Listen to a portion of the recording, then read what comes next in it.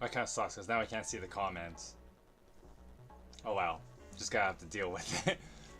uh, let me see if I can fix this actually. I think there's a way of doing this.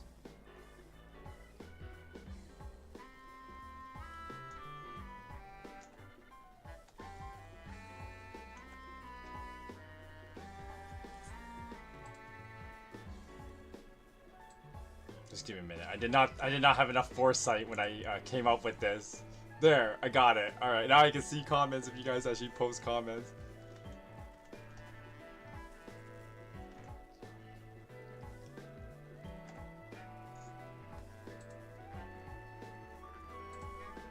Okay.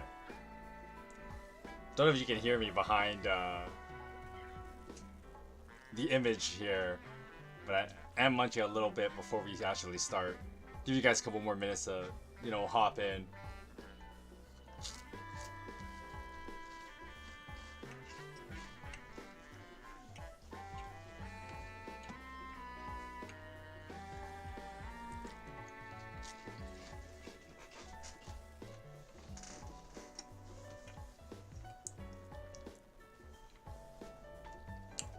There's also why the mic is further away, because I was like munching on some Cheetos.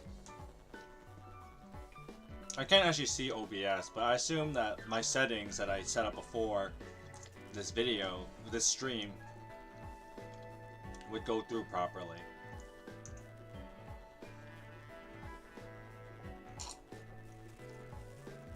That's enough chewing out of me. Let me grab the rest of my props.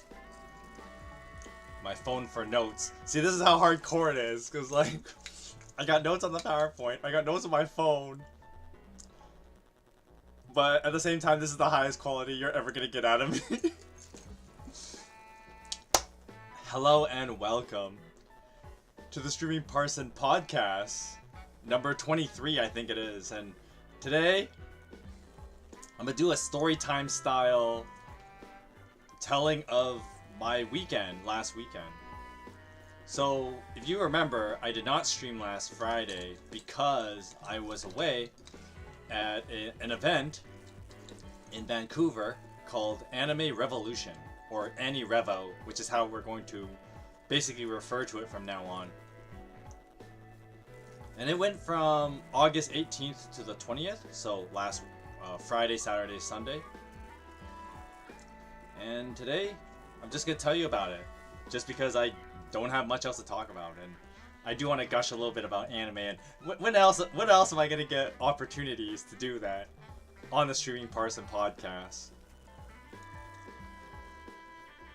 So this first slide is just a picture of me taking a picture of all the autograph booths and stuff, and a little bit of a map of the exhibition hall, which is where all the vendors were. Now, of course, this map doesn't really matter, because it's one of those things where, like, oh, you just go down there and check out all the vendors yourself. Alright, so here we go. Let's begin this PowerPoint presentation. And yes, I'm just using Microsoft PowerPoint presentation because I'm lazy like that and couldn't think of a better way of doing this. Anyway, so day one of AniRevo. So I guess I should give a little bit of context.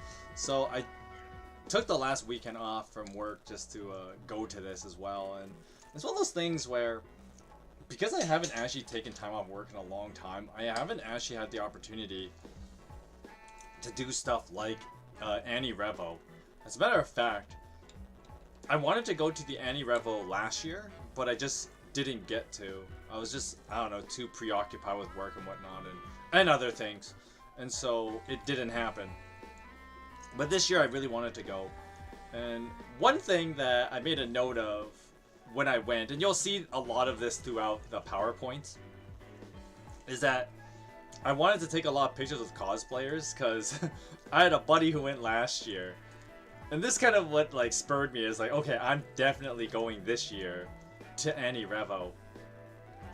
And I had a buddy who went last year, and I was asking him like stuff about it, like, oh, you know, like who were the seiyus that showed up, and were there any cool events and stuff like that. And one of the questions I asked him was, did you take pictures with cosplayers? And he said he didn't. And I was just like, are you out of your mind? Like, one of the best parts about going to a convention, especially an anime convention, are the cosplayers. The people that, like, they show their true, like, okay, I gotta admit, like, sure, I like anime a lot. And I like to brag that, like, I'm knowledgeable in, like, anime analysis and stuff like that. But at the end of the day, I'm actually quite a normie. I'm very normie compared to a lot of people, especially to cosplayers who, like, they're really into their craft, and it's one of those things that, like, I wish I had this skill, but I'll just be blunt with you. I don't have the skill to pull off making sick costumes and props and stuff like that. Nah, that's not me. As you can see in my first picture on the left here, it's just me in, like, my most casual clothing. You know, regular shirt, pair of jeans, backpack to carry stuff, and a lunch bag because I'm cheap and not gonna pay for food in downtown Vancouver. No, money is going somewhere else when you're at AniRevo. But with that said, I do admire the cosplayer craft. And so when my buddy told me that, oh, I didn't take pictures with cosplayers, I'm like, bro, you for real? And so I was like, no, I'm gonna go out of my way and I'm gonna get pictures with cosplayers. Because I do appreciate the craft. And if there's any of you cosplayers in the chat, know that I have nothing but high respects for you. Because it's a lot of hard work. It's a lot of hard work, and it's something that a lot of people don't really understand. I mean, it's one thing to, like, see, something that happens, and a little bit of sidetrack here, but something that happens a lot is when people, like, hear about cosplay, it's like, what's cosplay and what's a cosplayer? And a lot of people, like, make a equivalency with cosplayers and models. But they're not exactly the same, because, okay, with a lot of models they're not designers. Whereas a cosplayer kind of has to do both. They have to double as, like, a designer of their own cosplay, as well as they have to keep their bodies in good shape to actually pull off the cosplay. Of course, there are some cosplayers who don't care about the second part. But as you can see in my first few pictures here, here are some people that, like, they put in effort into the craft, and for people who do that, I have nothing but, like, the highest respects for you, because that's awesome. So the first day, it was the Friday, August 18th. I arrived at, like, around 9 o'clock, because technically the first event doesn't happen until about 10. But I had to pick up my passes, which is shown in the middle picture. And in the middle picture, you see that I'm holding up my 2 passes. One of them is the pass for all the events. Well, not all the events, let me rephrase that. It's the general pass to enter in and out of AniRevo. So that includes going to the general events, as well as being able to go to the vendors. And the other pass you see, the one on the left, called AniMusic, is for a concert I went to, which I'll talk more about that when it's relevant. Hey, Gauntlets, welcome to the stream. Hope you are having a good day yourself. So the morning began with me going pick up my pass at 9 o'clock, and technically, when I entered the place, the first cosplayer I saw was a Pura cosplayer from Legend of Zelda Breath of the Wild, as well as Tears of the Kingdom. She's in both games. And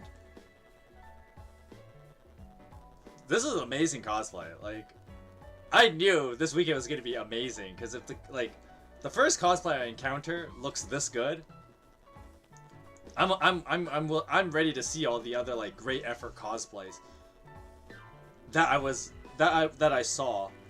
unfortunately, I'm gonna tell you this now. I didn't get to take pictures with all of them, but I'll talk more about that later. Because once again, there's like you can't spend all your time just cosplay or hunting. I know that's a weird term, but you can't just spend the whole weekend doing that because you got to do other stuff. But more on that later. That pure outfit was amazing though. That was like, you could tell that she put a lot of work. She even had the fake ears, if you can actually see it in the picture. I don't know how, well, I can't like use a cursor and show you. So I'll just say where it is and hope you can kind of figure it out. But if you look on her right ear, like, you can tell she's actually wearing a fake ear as well to resemble, you know, Hylian ears. She uses she's using a recorder. She repurposed a recorder to be like the flute thing that Pyrrha carries around. Her ocarina type instrument. But she's using a recorder, which is pretty good improv. The outfit looks good. She was technically she was the first cosplayer I saw, but the first picture I took was actually on the left with an Aleer from Fire Emblem Engage. Now the funny thing is, if you've heard my tirades about Fire Emblem Engage, I didn't do them on my own channel. I did them on a buddy's channel when I was as I co-host my buddy's streams. And I talk about how, like, oh my gosh, like, Fire Emblem Engage is like awful writing or whatever, and Aleer is like the worst. Basically, TLDR, like the world of Fire Emblem Engage, they basically are like, they're a typical example of like a cult, and not like in a good sense of the word cult, but you know, the freaky Resident Evil Village style cult. And Aleer is like the figurehead of this cult, and it's kind of freaky and messed up. But even with all my negative statements towards Aleer as a cult ringer, I will admit that this person's cosplay and Aleer's design itself is actually really good. Like, even got the fake sword down. That's pretty awesome. That was an amazing cosplay. You can also see, if you look carefully in the background there's a whole ton of people ready to enter the venue, because of course there were huge lineups, and like I said, I arrived at 9 o'clock and there were people that lined up before, and of course there are going to be people who are going to line up from 9 to whatever when to pick up their passes. And I got the other thing about the passes I didn't mention was that I got some text over the pass. I didn't edit this very well. You can tell my Microsoft PowerPoint skills are not up to snuff. But I got some text covering it says 3-day on the AniRevo pass, because I went for all 3 days. I mean, think of it like this: like, to go 1 day would cost you, like, I think the 1 day pass was like $40. Not even that much. I think it's a bit less than that. It was, well, no, if you were to buy it on that weekend, it would be like 30 something, almost $40, which is a lot of money. Of course, I bought my pass a lot earlier, so I got it cheaper, but that's besides the point. If you bought the pass on the day of, a 1 day pass would cost you like 30 something bucks, which is a lot of money. But I got a weekend pass that came with a couple of merchandise, and I'll show that a bit later. But I got a weekend pass with 2 pieces of merchandise, and that came up to a total of $100. So what would like, it'd be kind of silly to like only spend the $30 for 1 day, or spend $100 for the whole weekend plus you get some stuff. And so I just went with that option, and I was like, okay, I gotta do the whole weekend. And I mean, if you're going to an anime convention, it's really hard to just do 1 day. You kind of have to do the whole weekend, especially if you want to do more than just like check out vendors. Because I know some people would go like 1 day just to check out all the vendors. But nah, in my mind anyway, you would want to spend all 3 days and doing more than just checking out vendors. I mean, even then, like, you couldn't just use 1 day for the vendors. So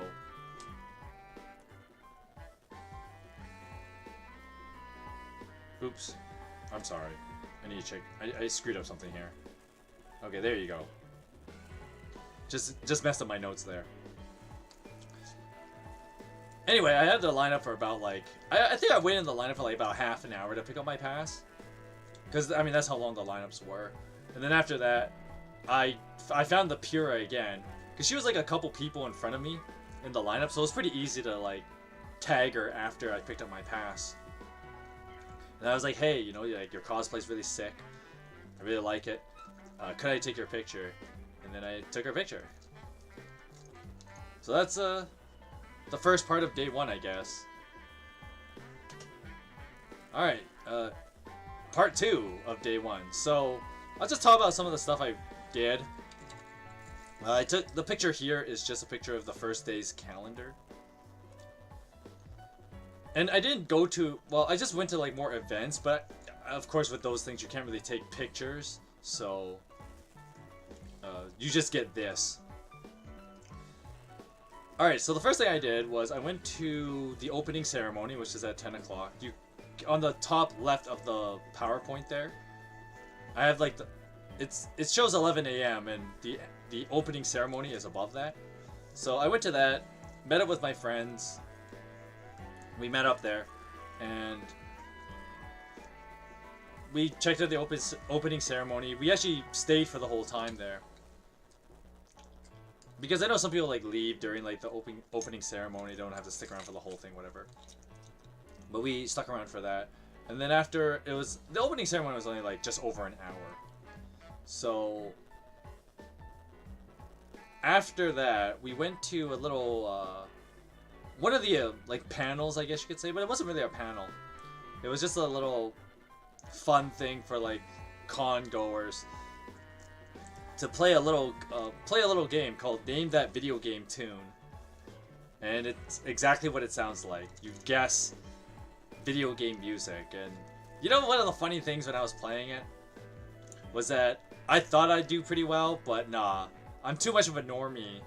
So there were a lot of obscure games that I had never played before.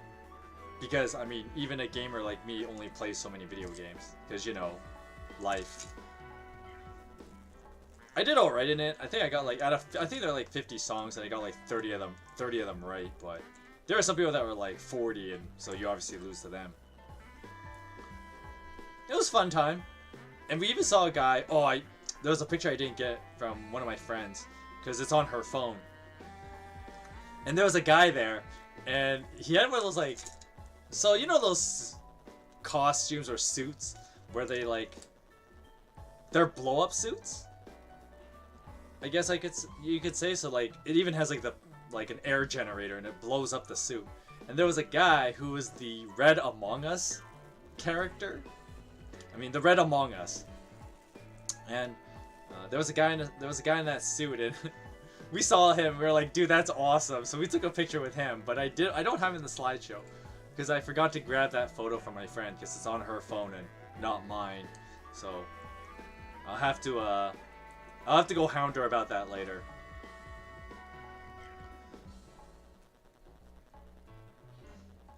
After we went to the whole like video game music thing, we spent most of our Friday, especially like after lunch, because the video game thing would end around like noon. Then we had lunch, and then after lunch, we decided to spend most of the afternoon checking out vendors. Now I would have liked to have bought a lot more stuff, but I wanted to budget, because I mean it's one of those things where like at an anime convention, if I didn't have to worry about money, I would have spent like at least $1,000 in one day. And there were people who did. There were people who just like spent like tons of money. My grand total wasn't that much, but on the first day I didn't buy that much. Only bought a couple things. The first thing I bought was actually a poster. I'll kind of talk more about my merchandise at the end of the presentation. But I bought a poster on the first day, and I did a little fun thing with that did cost money, but I'll get to that in a second.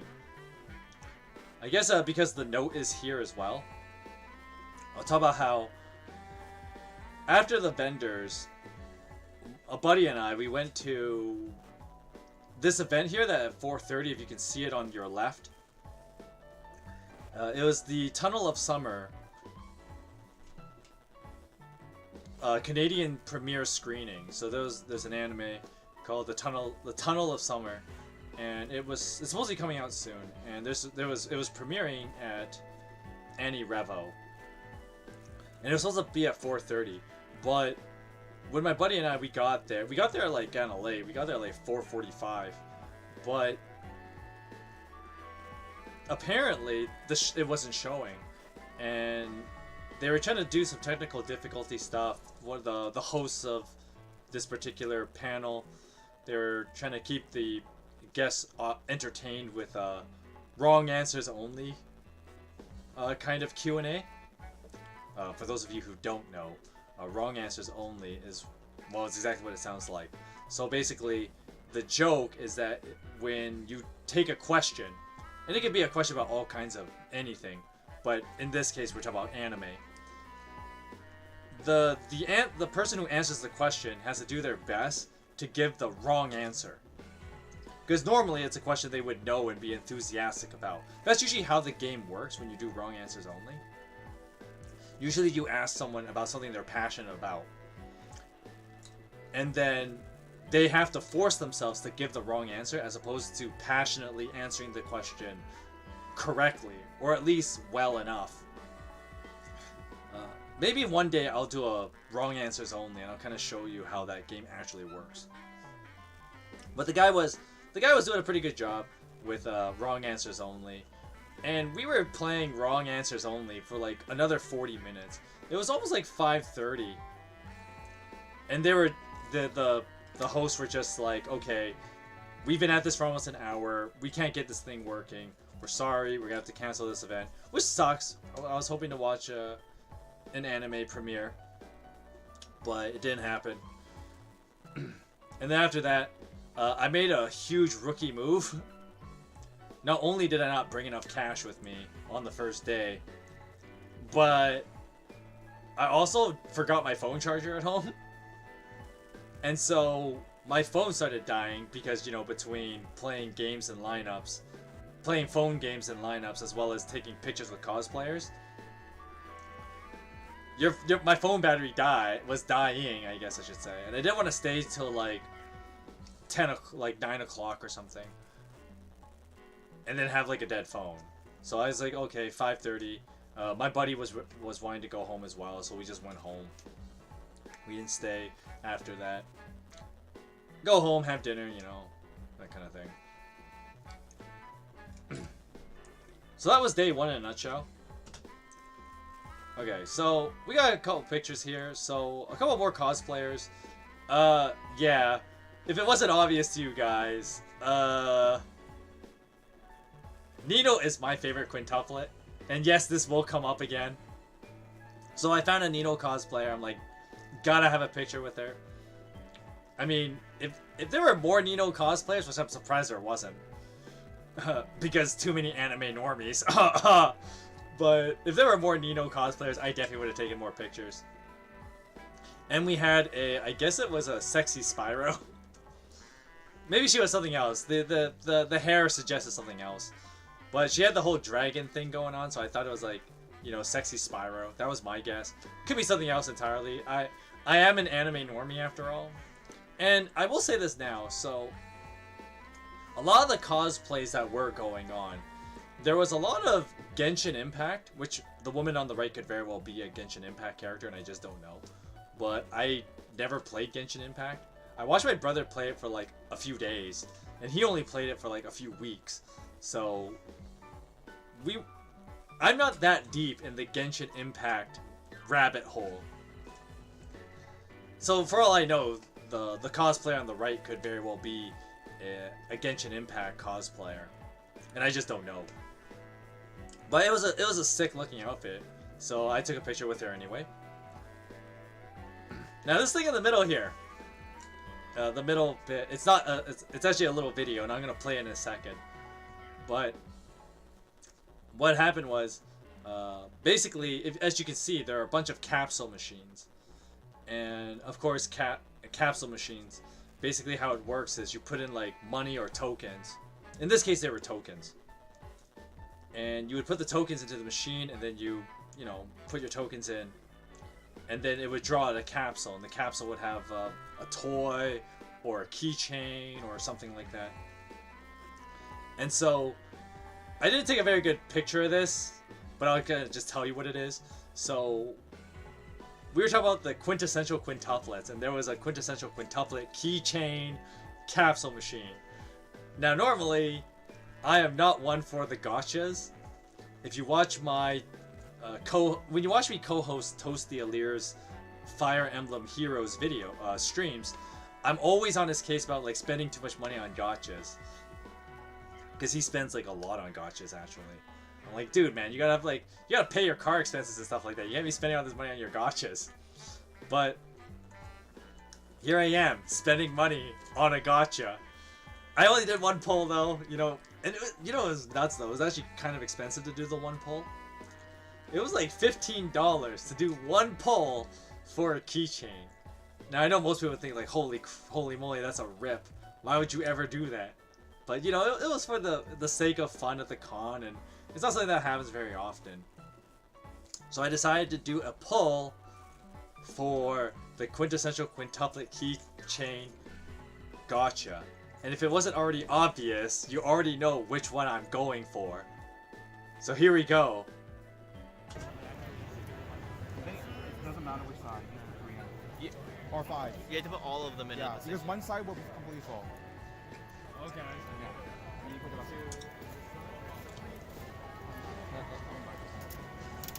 Oh, you're filming it, right? Yeah, of course.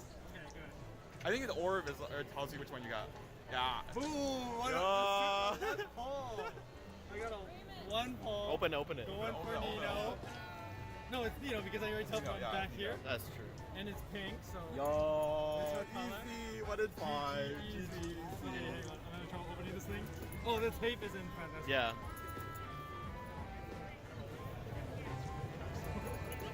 So watch me open the capsule. Yeah, I'm trouble with this.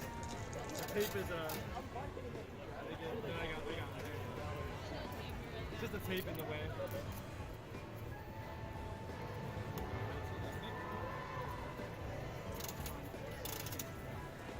Yeah, I am in somebody's way, so. What? Is there another piece of tape somewhere? I'm having trouble opening this. Let's open it. Oh, yeah. There's a piece of tape right here.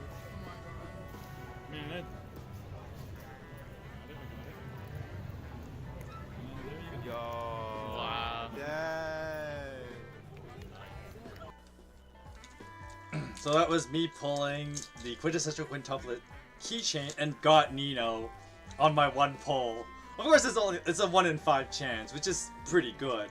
But to that I didn't get one of the other 4. Sorry, Josh. If I had gotten Miku, I would have given it to you. But I'm keeping Nino. It's just how it is. Okay, so my buddy Josh here, he does a pull, and he wanted to pull for Miku. So I filmed pull for Miku. But there's something else in this video I just gotta show you, and it's crazy. So you guys gotta check this out. All right, here we go. We got we got another Nino. Okay. That was to the guy with the Tanjiro cosplay. Josh is doing the pull. You guys would not catch me dead normally doing gotchas, but here we are with our quintessential quintuplet. Put my money to good use. Bro, I don't left that. You got it, easy. Is it blue? Is it blue? Is it, what color is it? Oh, another Nino. Oh, wait, no, it's not always. Oh, it is a Yotsuba though. It is Yotsuba. You can Oh. see the green one. Because the color, I guess the color of the capsule. The color of the capsule does not. Who are you going for?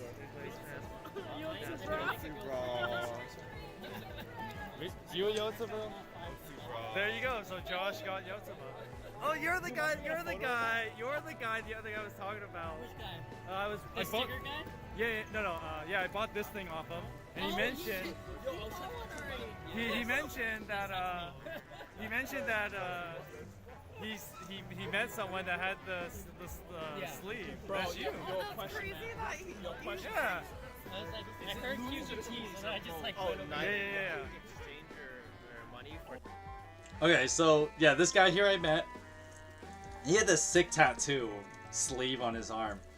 And what happened was, I heard about this guy before the gotcha thing. Because remember, I mentioned earlier that the first thing I bought was a poster of the quintessential quintuplets. And I'll show you guys that after the PowerPoint. And we were talking about the quintessential quintuplets because, you know, quintuplet fan to quintuplet fan, you know, chit chat.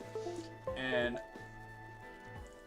he mentioned that, like, oh dude, like, there's a super hardcore guy and he's got like a whole sleeve of the Five Sisters on his arm. And I was like, oh dude, that's sick. And then the vendor was talking about, like, I wonder if the guy's coming back this year, because I guess the vendor met this guy last year. And the vendor was talking about, like, I wonder if this guy's gonna be back. Oh, it'd be cool if I met him. And then after we did the quintessential quintuplet keychain gotcha, I meet him, and that was pretty awesome. I do see him throughout the convention, and more on that later. But yeah, this guy was a pretty cool guy. The arm sleeve thing was crazy. Like, I know I don't have any tattoos. I'm too much of a chicken to do tattoos. I'm also kind of old now, so I don't want to be like dealing with ink on my body as my body changes as I get older. It's one of those things that, like, here's a thing about tattoos, off topic for a bit, but the thing about tattoos in general is that it seems cool when you're young. You know, when your body, you can maintain its shape pretty well. But when you start getting older and the metabolism doesn't work as well, and your skin is not as durable as it used to be, and is not as malleable as it used to be, tattoos just end up becoming really ugly on your body because the tattoo warps with your aging body, and then it becomes like really ugly as you get older. So like, this guy's tat looks awesome now, but unfortunately it's gonna get bad when he gets like old. And when I say old, I mean this guy probably looks like he's only in his 20s.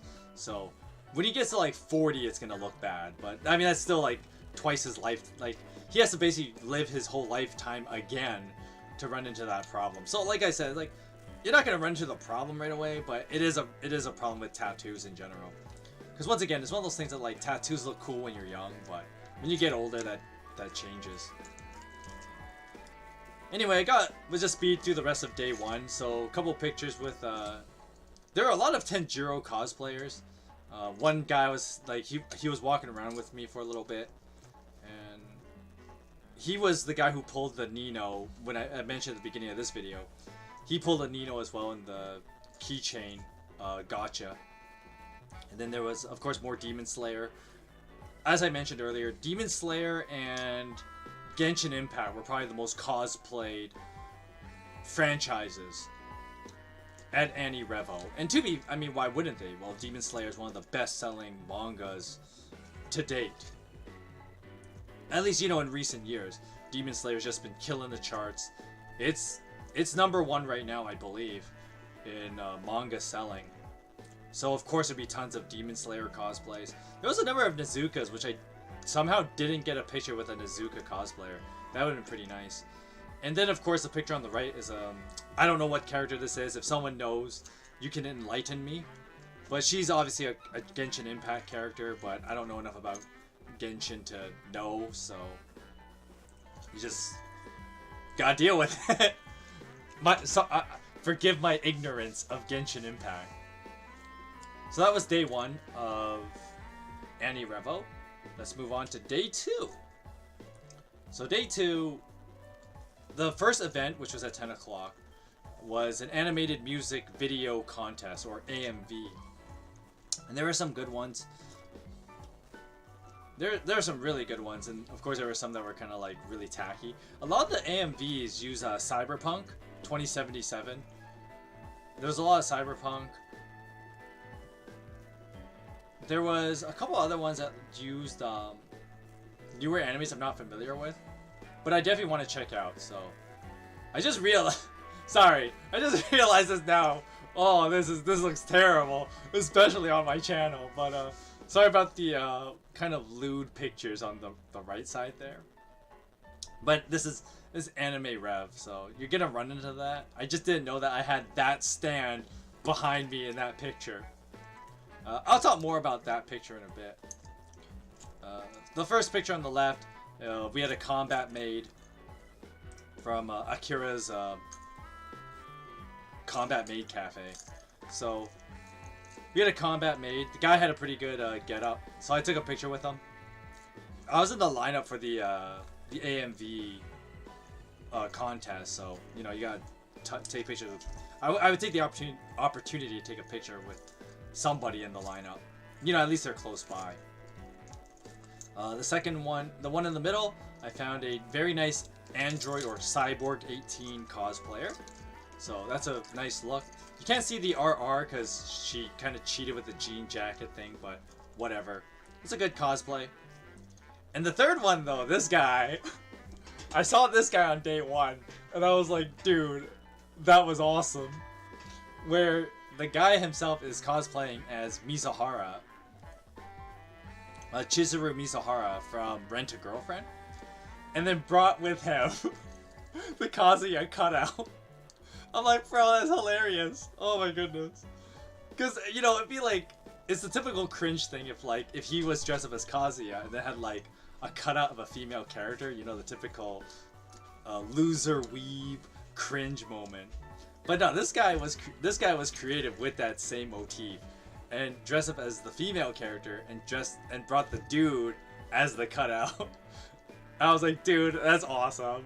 I'm taking a picture with you. So I took a picture with this guy. Now you see this little note at the bottom here where I said first went to the AMV contest, and then the crazy. So I should mention this. I took the picture with the Mizuhara cosplayer during this crazy part. And what happened was, I stood in line for about 2 hours to get a photograph with, yes, it happened, Miku Ito.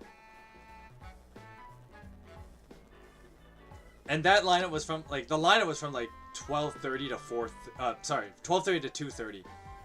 I put the 24-hour clock there, and I almost said 4:30. But anyway, to 2:30. And damn, that lineup was long, because not only did I have to wait in line early for... So basically, the photo with... Sorry, my arm probably just got in the way there. The photo with Miku Ito, for those of you who don't know who that is, she's a Japanese voice actor. Okay, so when I say the word seiyuu, to those of you who don't know what a seiyuu is kind of a word that the Japanese entertainment industry uses for an entertainer. And they use that term loosely, because usually a seiyuu does multiple roles. So it's different from, like, say, an actor. When you think of, like, an actor in Hollywood, usually, but not always, usually when you say actor, they only do that. They only act. But if they do multiple things, you take, like, someone like... I'm trying to think of a good example of this without dating myself too much, but, like, with Madonna. Madonna was an actor and she was a singer. So usually when people talk about Madonna, they say, like, actor and singer Madonna. But in the Japanese culture, they just clump these up into one word, and that word is a seiyuu. S-E-I-Y-U-U would be how you anglicize that word. If you need to look up what a seiyuu is, and what I'm telling you isn't enough. But basically, seiyus tend to do both. Usually it's voice acting, because usually it's easier to voice act and then sing. Because not all of us have pretty faces for TV, you know. But usually, and especially in, like, the anime world, usually a lot of voice actors for anime tend to also be able to sing, or at least that's expected of them in their line of work. Now, whether they're good or bad singers and actors, well, that's, up for debate. But the point is that when I say Miku Ito is a seiyuu, it's because she does both voice acting and she sings. And of course, one of her most famous roles, as you can see right here, is Miku playing Miku from the quintessential quintuplets. And that's why a lot of people were like super hyped to see Miku Ito at AniRevo. Now I'm going to take a pause here and talk about how, one thing that I find tough in recent years to find people to talk to about stuff is that it's hard to talk to people, not because I'm socially awkward. I mean, there's a little bit of that, but because every introvert's kind of socially awkward. But one thing that makes it tough is the fact that from the people I know, I don't share a lot of common interests with a lot of people that I encounter. I mean, definitely not in church. No one in church watches like anime like I do. But then even in as I've learned at the con, at AniRevo, I should stop calling it the con. At AniRevo, even among people there's not a lot of people with the same interests as me, and so I guess this is where I'm a freak kind of thing, but freak of nature. But one thing that was nice about AniRevo was that there was a lot more quintessential quintuplet fans that I could actually talk to about the quintessential quintuplets, and it was great.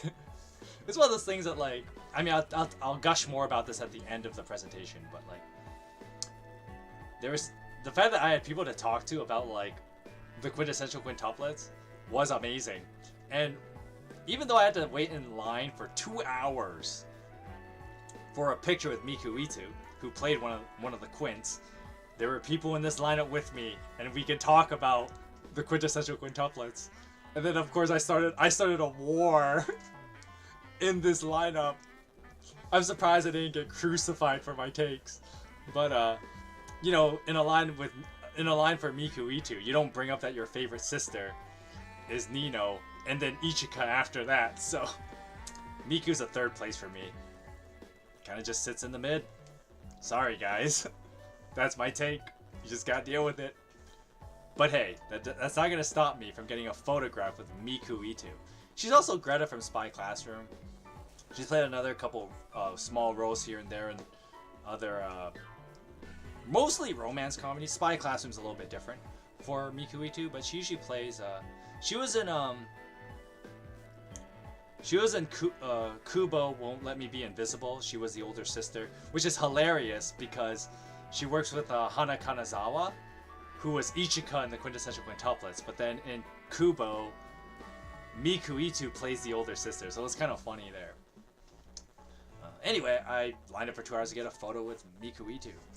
And when you're going to be standing for 2 hours, maybe 3 hours in this lineup, I guess the reason why the lineup ended up being even longer as well was that the photo machine ended up having a malfunction apparently.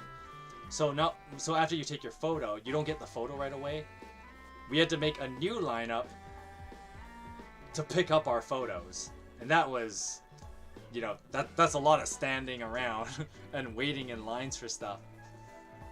And so, when you're in a lineup for 3 hours, you gotta find something to do. And so I just started chatting up people in the lineup. Part of it was starting the whole war among who's your favorite quint is. But the Miku sleeve guy, I don't know why I said Miku sleeve guy. The quint sleeve guy from the earlier slide, we were chatting it up a little bit because he was in the lineup ahead of me. There was a guy named Tristan in the lineup as well, and I chatted this guy up because I saw he had a sticker on his bag of Ibuki from Dig Delight Direct Drive, or D4 DJ. And I was like, yo, dude, you got an Ibuki sticker. Like, are you a D4DJ enthusiast as well? Which, I gotta say this now. I kind of wish there was a lot more D4DJ merchandise in general. Like, not just... Like, there was none at AniRevo. I mean, D4DJ is not as popular in anime. I mean, it is one of those, like, music transmedia animes, so those don't tend to be as popular. For obvious reasons, because of course... Okay, like... I'll explain this briefly, but basically, if you were to compare, like, D4DJ with something like Demon Slayer, okay? So Demon Slayer is all about the story. And so if the story's... It's successful because the story's amazing. D4DJ does not rely on the story. D4DJ's whole thing is that it exists to be a transmedia advertisement for something else. So I gotta explain what transmedia is. So transmedia is basically when you have a product, but you use other forms of media to promote this product. So in the case of D4DJ, the anime is the transmedia. It promotes something else. The thing it actually promotes are the actual bands. Quote unquote, use the word bands in air quotes, I guess. Because they're DJ units, you know, that would be obvious from the title. And, you know, it's not just like D4DJ, Bang Dream is another one, Love Live is the other one. There's a lot of there's a couple more of these. Crap, what's the other one called? Love Live, Bang Dream. There's another one, but it's slipping my mind. Well, it's not just those ones, but those are the ones I'm familiar with. Because, like, Bang Dream and Dig Delight Direct Drive are made by the same people. That's how I know about Bang Dream a lot as well. But basically, they promote the bands, if you will. So, D4DJ is transmedia that promotes the Japanese band Happy Around, Photon Maiden, Piki Piki, Rondo, Lyrical Lily, and Mermaid. And then of course they got some new bands, but anyway, that's its own thing. Go watch my D4DJ tier list video, and I'll talk, and you hear me talk a lot more about that. But basically, the reason why like D4DJ would not be as popular in the like anime fan world is once again because D4DJ serves as transmedia advertisement as opposed to being like good anime. Even though yes, D4DJ has 2 anime seasons. But once again, those serve as like transmedia advertisement. So this guy Tristan, I ended up meeting him, and then we ended up lining up for like 2 more hours together later when we were gonna line up for Anime Music, which I'll talk more about that later. And finally, another person I chatted up during my Miku Itu photo lineup was this person in the person you see on the right, a woman named Yuna, who is a student. I guess we use that term broadly. And she was studying in Victoria. And she came, and there are a lot of people that like come from other parts of Canada, especially, to come to Vancouver. Because a little thing that some people might not know, especially if you live in America, you're not going to know this. Canada, we don't got a lot of stuff going for us. Why lie about it? So, in Canada, you're not going to find a lot of places that are going to have like anime conventions. Like, there's no way in hell there's going to be an anime convention in what, Calgary, Alberta?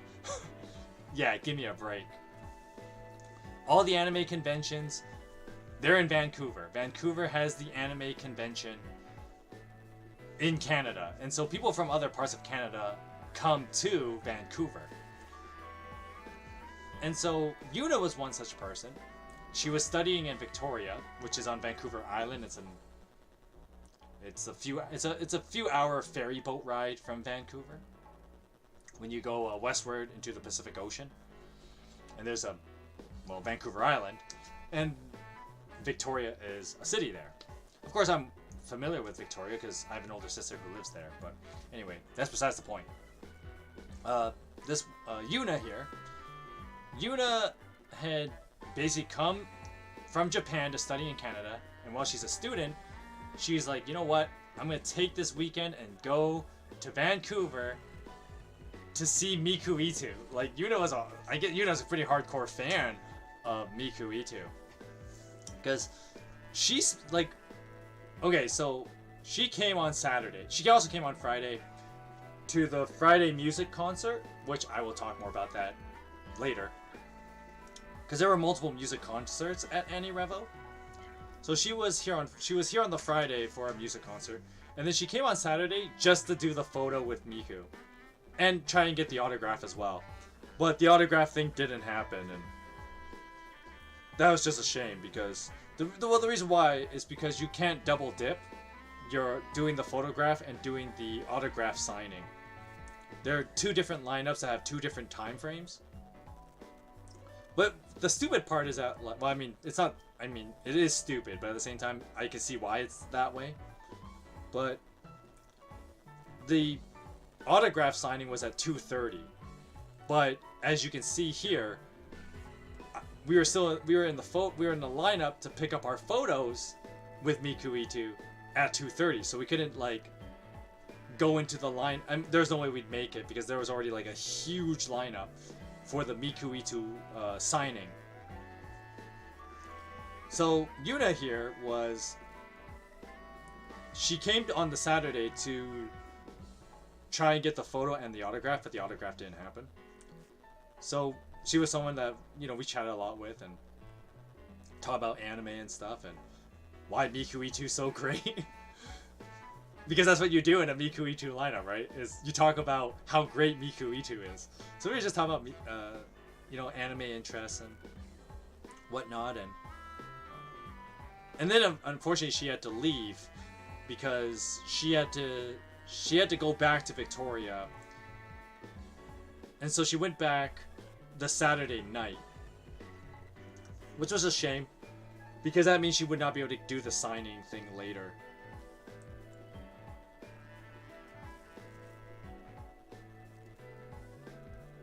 One thing that was, I guess I mentioned this, one thing that was nice and I appreciate, like, being able to talk to Yuna, was that, like, not only were we like Miku Ito, but we were talking about, like, quintessential quintuplets.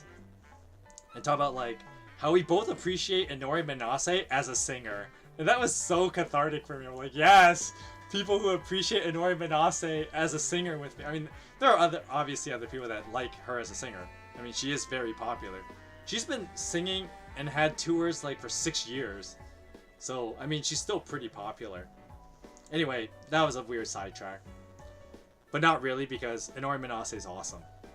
But, you know, I'll tell you this now. If Inori Minase came to Vancouver, dude, I'd be like, I'm gonna buy a premium pass for a signing and picture with Inori Minase. I kid you not. Now you're probably wondering, well, what the heck's the premium pass? I guess I might as well tell the story. Because I met a guy, I didn't take a picture with him. There was a guy named Oleg at AniRevo, and he was talking about how he got the pass. The premium pass. Now the premium pass is a 3-day weekend pass that allows you to skip lineups. But here's the drawback. Remember how I mentioned that the normal passes, the normal 3-day pass was like $70. I got my 3-day pass with some merchandise, which cost me $100. To buy the premium pass, it would cost you $280. That's right, you're spending an additional $180 just to skip lineups. However, I was talking to Oleg, and he was like, it's so worth it though. Because then I don't have to worry about like planning out my schedule to like find when I should line up. I can just be told to line up at premium time, and then I can spend the rest of the time doing going to more vendors, seeing other events, stuff like that.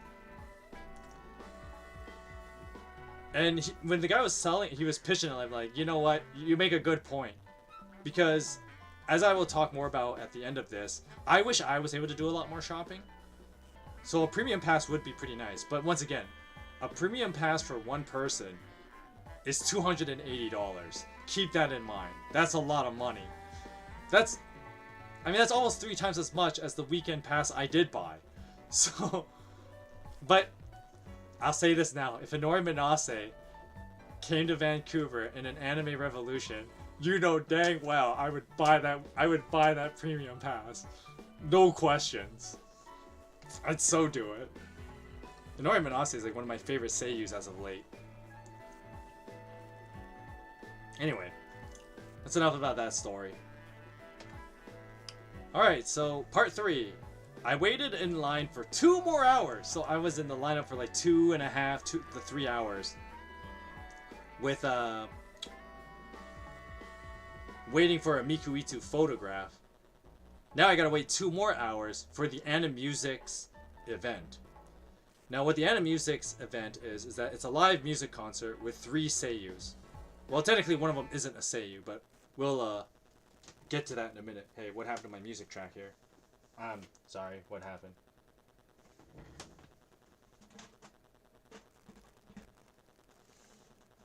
Sorry, give me a sec.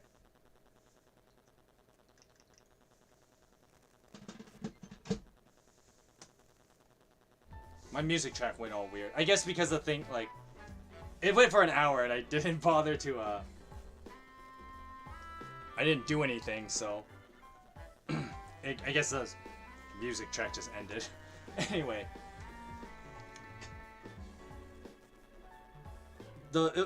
AniMusic was a live music concert with 3 singers. And it had a Vocaloid opening show. I think it was a Vocaloid. Maybe it was a VTuber. I don't know. And she was not bad. The Vocaloid opening. But the artists that were there for the AniMusic event was Ayaka Ohashi.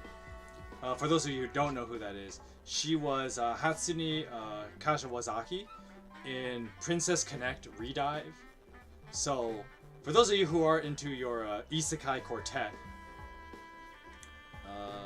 Princess Dive was one of the fantasy ones, and Hatsune was she's one of the princesses, basically. And so, Ohashi Ayaka was one of the actors for that. It wasn't a franchise I was hugely into. Once again, after ReZero, I was like, no, I can't do any more of these. You can't play with people's hearts like that. You can tell I'm still a little scarred from ReZero. But anyway, Ayaka Ohashi was the first performer. Then we had Mikuitu as the second performer. Mikuitu being, well, Miku Nakano from the Quintessential Quintuplets, duh, and Greta from Spy Classroom, among other things, as I've mentioned already. And then finally we had Machiko. Now, before I said 3 seiyus, but I'm technically incorrect, because Machiko isn't actually a seiyu, as she's mostly a singer. But she should be a well-known singer for a lot of anime watchers. Well, assuming you watch stuff like Konosuba. Machiko is the singer of all the opening themes for Konosuba. And so, she even sang one of those themes during AniMusic. So yeah, that's who the 3 singers were. The show was at 7:30. Well, let me rephrase that. The show was supposed to be at 7 o'clock, but then there was like a half-hour delay. But despite the half-hour delay, the organizers assured us, they're like, even though we're starting late, we'll still play the full program. You know, you'll get the full set list. We're doing the full concert, and so the concert was only supposed to go for like just over an hour. I think it's like an hour 15 minutes. And so the concert ended at 9 because, once again, we started at 7:30 and an hour and a half later it was 9 o'clock, and then I went home after that. But yes, I did have to line up for 2 more hours before the doors were open, because let's flash back to Friday. When I left at 5:30, I saw the lineup for another performance. Now on the Friday night, there was a performance. I didn't go to it. It was called Hollow Live. Basically, it was like a bunch of VTubers doing a concert. That's basically what it is. A bunch of VTubers doing a concert. And so that one was also at 7 o'clock on Friday night. But when my buddy and I, we were leaving AniRevo at 5:30 on Friday, we saw the lineup for them. We saw the lineup for the Hollow Live performance. And they were lined up. It was a long lineup, and they were opening the doors at like just after 5:30, like 5:45, I guess, was when we were leaving. I saw that huge lineup, and I was like, dude, when we go to AniMusic the next day, we're gonna line up early. We are lining up early because I want to get good seats for AniMusics. So that's why we lined up at like basically 4:30. I think they allowed us to start lining up at like 4:45, but I mean, does it really matter at that point? We're still lining up super early for a 7 o'clock show. And so it was there I got to hang out with Tristan, as I mentioned earlier, and we talked about D4DJ and stuff like that, among other anime. We chatted for like 2 hours as we had to wait in this lineup. But dude, I will say my back still hurts a little bit from sitting down in that lineup for that long. I really should have brought a stool with me that day. Not much to say about the AniMusics. It was really good. I will say though, well, because once again, one, you can't videotape anything inside for obvious reasons. And secondly, like, it's one of those things like, I guess this is the old man in me, where it's like, you can't really explain a concert to someone. A concert is something you have to experience.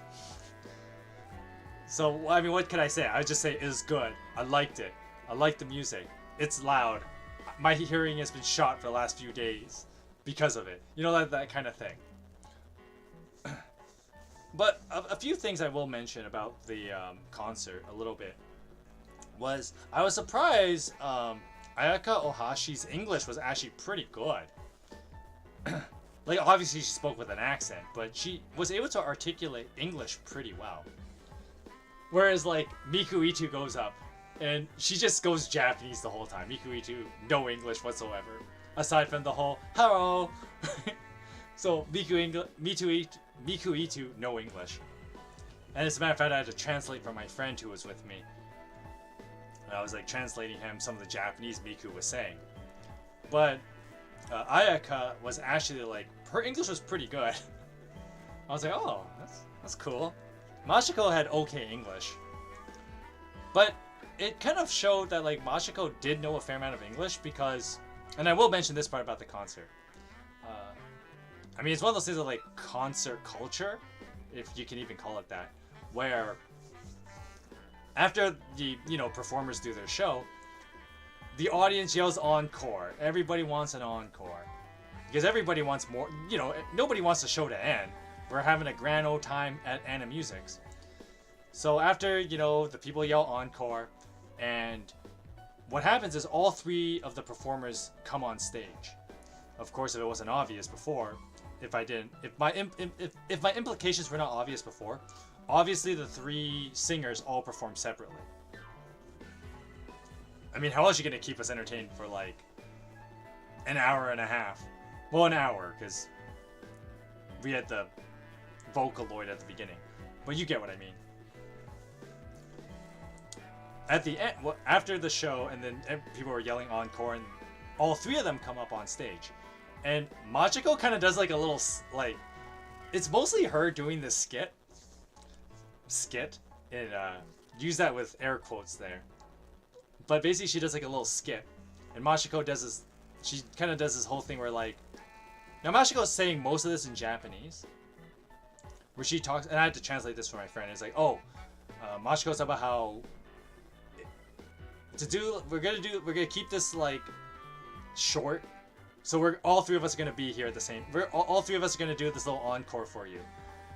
But the problem is none of us have actually ever performed together, because if you actually look, like Ayaka, Ohashi, and Mikuitsu have never done an anime together. They've never worked on the same show. And Machiko is a singer, so she obviously hasn't worked in anime with them. None of them have ever done like music collaborations together. So Machiko is just like, hey, I know. We're all about the same age. And there's a song that all of us, we've got to know, being born around the same time. And so what they did was they did the Sailor Moon theme song. And that was pretty great. That's as much as the concert I could tell you about anyway. So that was fun. I really enjoyed the Animusics, obviously. But it was... I wish there was more to it as well. I mean, it's tough because, like, once again, it's just like, what do you expect out of an anime convention? Like, you're not gonna get like the highest level of performance, so you just gotta deal with it. Like, you could tell that like some of the sound system people at well, AniRevo as a whole, it's one of those things that, like, this is part of my experience of working with like music and concerts and stuff like that.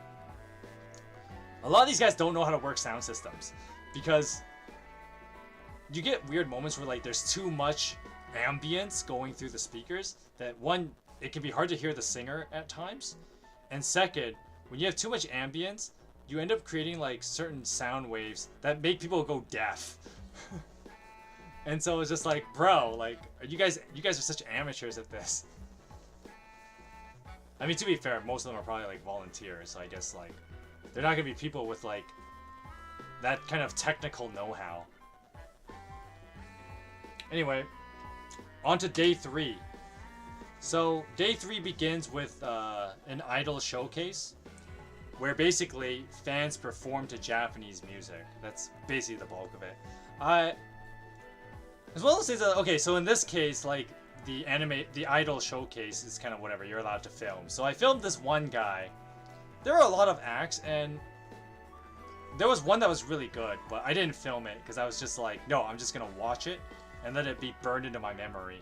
There was like, well, 2 acts that were really good, where it was like, the first one was like these 8 girls, and they had like high skill and technique in their dance moves, on top of having like some of the better outfits compared to some of the other cosplayers, I guess you could say. They were a phenomenal group. They were called like Cloud Town or something, and they were really good. And then there was an act a little bit later in the show that was just one of those Cloud Town members, a girl named Lena, or Lena. And Lena was the best part of the show. She was the best idol showcase. By the way, the picture on the right is not her. If you know who the person on the right is, then, you know, you're a normie. Anyway. Like, Lena was the best act. But I did film this guy, because he had a really good act in... Okay, so basically I should elaborate on this a bit more. Each person that goes on stage has to perform to 3 songs, which is basically 10 minutes of dancing, which is quite the feat. And this guy here that I have on the video that I'm gonna play for you, his second act was really good, and he had a good gimmick that made me remember his pretty well. I mean, I also filmed it, so it's easier to remember it that way. But anyway, I'm gonna play it.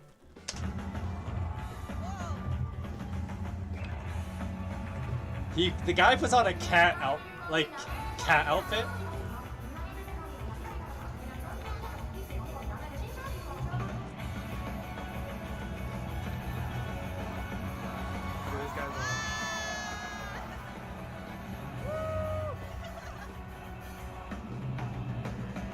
I hope I don't get copyright for this.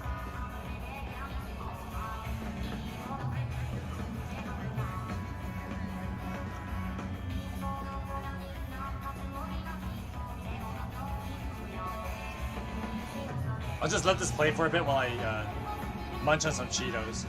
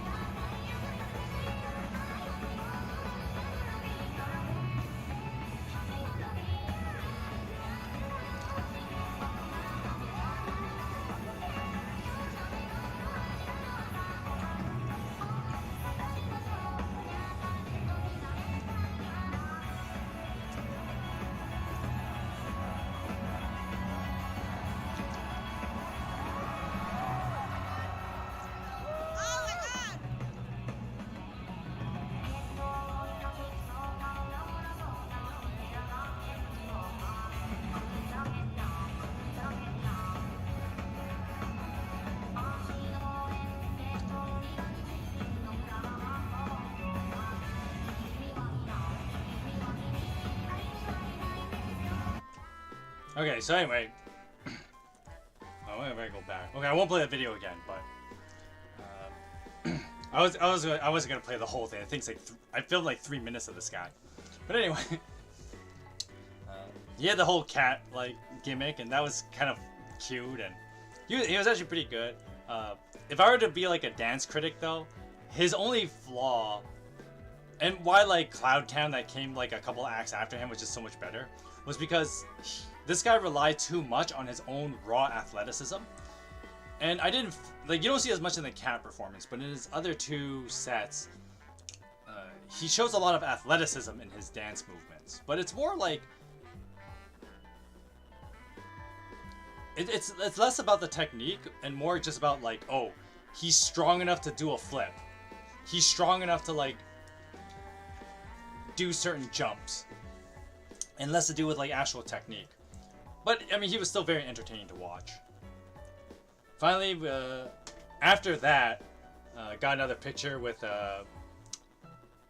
another idol cosplayer of I. So, that was nice.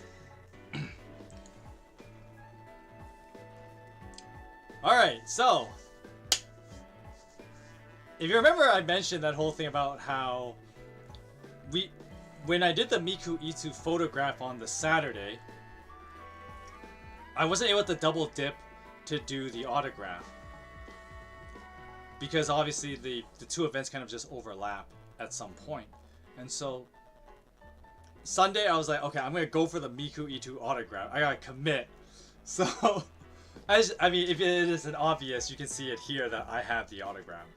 But I will tell you though, there were some moments my heart was about to skip some beats, because the Miku Itu autograph event was even crazier on the Sunday than it was the Saturday.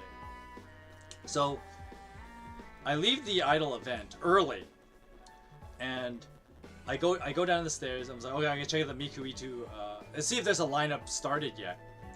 Holy moly, there was a lineup prepared for a 2:30 signing for Miku Itu, and there was already a lineup that was being made at 12:15. Maybe even earlier. I got there at 12:30.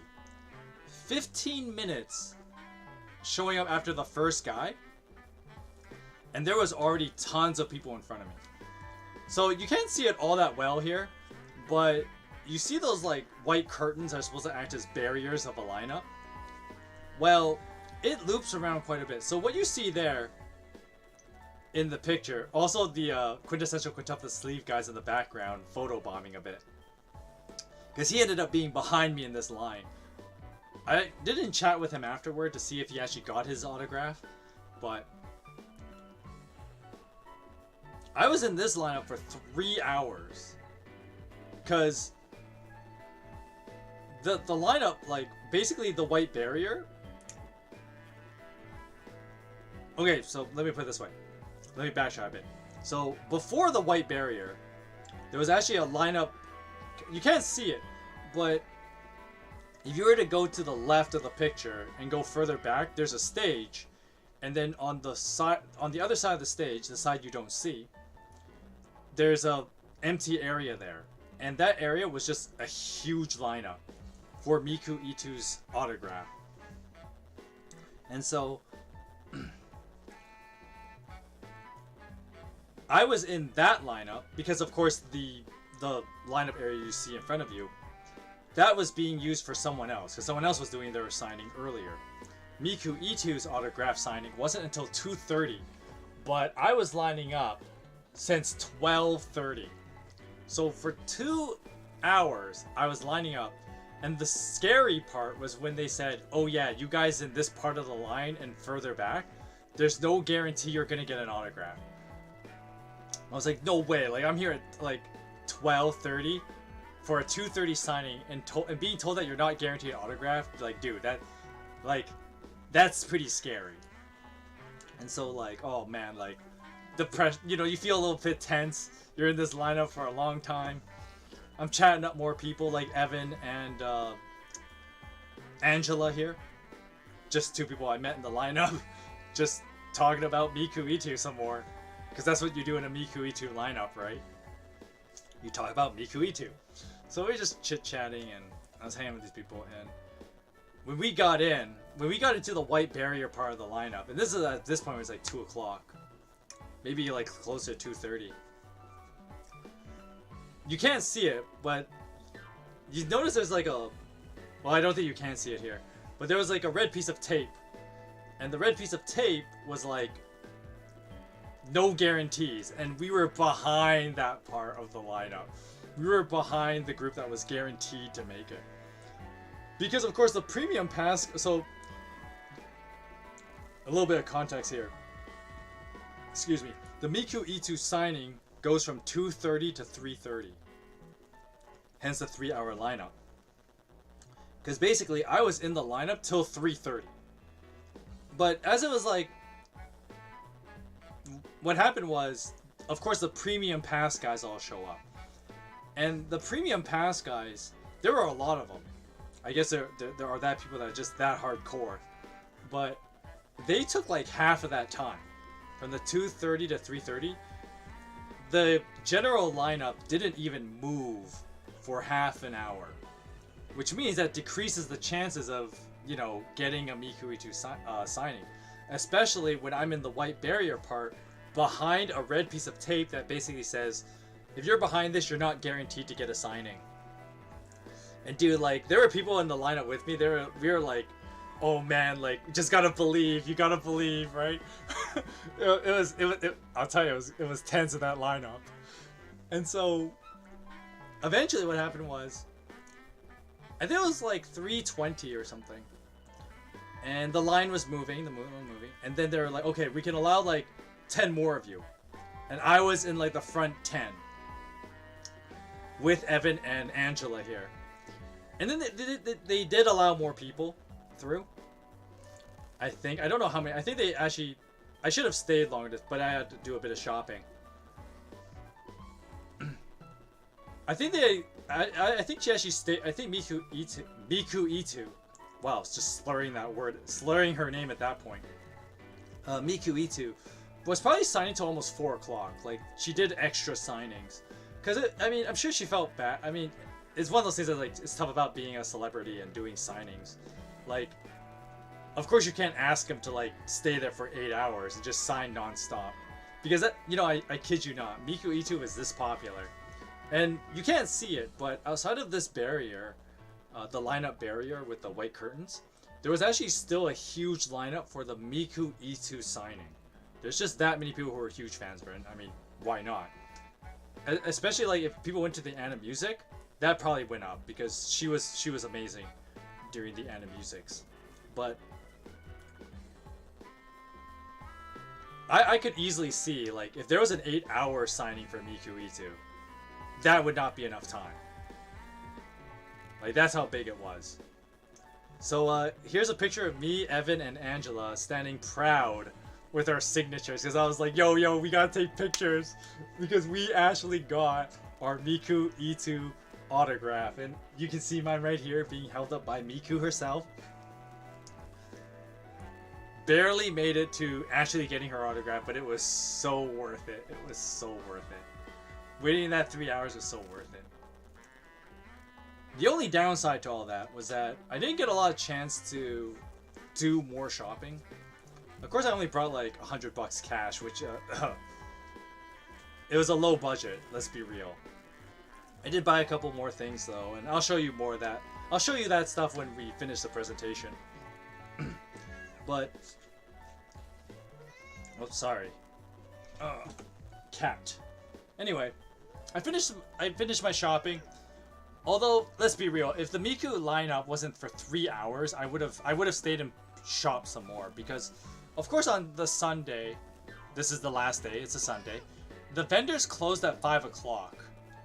Which, if you can do your math, if I lined up at 12:30 for a 3-hour lineup, then I was in the line for 3:30. Basically, I had less than an hour and a half to shop, but I didn't even shop the whole time anyway. I honestly would have bought more stuff, but at the same time, I didn't want to like just shell out like even more money. Because let's be real, I already spent like quite a bit during the weekend. Well, not that much. I was pretty tame compared to like, you'd be surprised how much money some people spent. And some people I bet that spent a lot of money. We got a couple more pictures. We got the Power Hammer from Chainsaw Man. Dude, there was a guy who actually had a really good Chainsaw Man cosplay. I should have taken a picture with him, but I never got the chance to. And then we had another Genshin character, I think. I don't know. I'm too much of a normie to know what that dude was dressed up as. A couple more cosplayers. Another reason why I didn't do as much shopping was because I wanted to do quote-unquote cosplayer hunting, where I would take more pictures with cosplayers. Now I know you guys have probably noticed this, but I honestly took the better cosplay pictures. And I weeded out any doubles as well, because there was a lot of Yor Briars as well. The one on the right. There were a lot of Yor Briar cosplays, so I didn't want to like shove like 5 Yor Briar cosplayer pictures. So I took this fun one with this one Yor cosplayer, pretending she was about to stab me. And then on the left, we had an interesting interpretation of Rem and Ram from ReZero. And I mean, come on, maids. That's a good picture right there. Right? But yeah, I went to go get more pictures of cosplayers, which is why I didn't shop as much either. After I spent my $100 cash I had on me, I was like, okay, cosplayer hunting, and so I just took pictures for the rest of the time. I didn't actually stay for the closing ceremony because my friend group wanted to go eat some hot pot, and they were like, "Oh, we should reserve tables," and then we got like tables for like 6 o'clock. So we went to hot pot instead, and the closing ceremony was at 7. And there would be no point to like come back. There'd be no point to be at hot pot till like 8 and then come back and then everything's done, right? So we just left for hot pot. Here are some pictures of cosplayers. There's some really good ones here. Like I said, Sunday was when I did the bulk of my cosplayer hunting. So we had a Bochi the box. That was cute. There's this one. Once again, I'm sorry, I'm a normie and I don't know my Genshin, but this. Okay, so the picture in the middle here, I gotta tell a little bit of a story with this one. So actually, I saw her on the Sunday morning when at the Anime Idol showcase, and I saw this girl. She sat next to me, and I was like, "Yo, her outfit was sick. Like this is a really good cosplay." So I like said to her, I was like, "Yo, can I like get a picture with you? Maybe after the Idol cosplay thing, the Idol showcase." But then I didn't know that the showcase was going as long as it did. And then I knew I had to line up for the Miku Itu thing when like 12:15 came around. I was like, "Oh crap, it's 12:15. I got to line up for Miku Itu." So I didn't take a picture with her in the morning, but I was happy that I ran into her again. Like this is like near 5 o'clock. I was so happy I ran into her again and took a picture with her, because it was a really good cosplay, and she had like the hat. I should have asked how long it took her to make that hat, because that thing looks like it was a lot of work. Look how detailed. I mean, it's hard to see in this picture alone, but that hat looks super detailed. I wonder how long it took to make that hat. And it was funny when I was like, oh, can I take a picture with you? She's like, oh, I'm holding McDonald's. I'm like, yeah, whatever, it's fine. I want to take a picture of you and your sick cosplay. So I took a picture with her with the sick cosplay. And then another Genshin character. Although on the right there, I was talking to her a little bit, and she mentioned how this was actually like a sloppy version, because she had actually... Okay, so the thing about most of these cosplayers, which revives more of that like admiration I have for them, is that some of these cosplayers, they would come on all 3 days, and they would dress up, usually in the same outfit, for all 3 days. That means you made the costume, you put the effort to put the thing on, and then you have to take it off, and then put it on again 2 more times. Like, that's hardcore. Like, I have nothing but respect. But on the right here, this cosplayer, she mentioned that she was lazy on, like, it's the 3rd day. I couldn't do the whole cosplay, so she kind of cheated with the top and didn't put the whole top on. But, I mean, it was still a cool cosplay. I took a picture with her. A couple more. I don't know who the person on the left is. I'm sorry. Me being a normie. Another, oh crap, what's his name? From Demon Slayer. See, lots of guys, like, okay, so the thing is that, like, all the girls, like, there's a lot of girls who dress up for, like, with Genshin Impact characters, because, you know, Genshin, waifu simulator. So, lots of attractive females to do female cosplays. Okay, fair, you know, easy enough. But with guys, it's mostly like Demon Slayer, because, you know, Demon Slayer, hot manga, great anime. Lots of guys in Demon Slayer cosplay. This guy here, he had a good one. So I took a picture with him. Sorry, on the one on the left, I don't know who that is. And then the one on the right was a person doing a Bridget cosplay from Guilty Gear. And went with Color Scheme 8, I think it is, which gives you the pink outfit. I think it's Guilty Gear Strive Bridget, though, because Bridget's more in that, like, kind of nun outfit in XX. But yeah, we got the Bridget cosplay. Even did the yo-yo thing, which it's hard to catch in the picture alone. And we got a couple more cosplayers.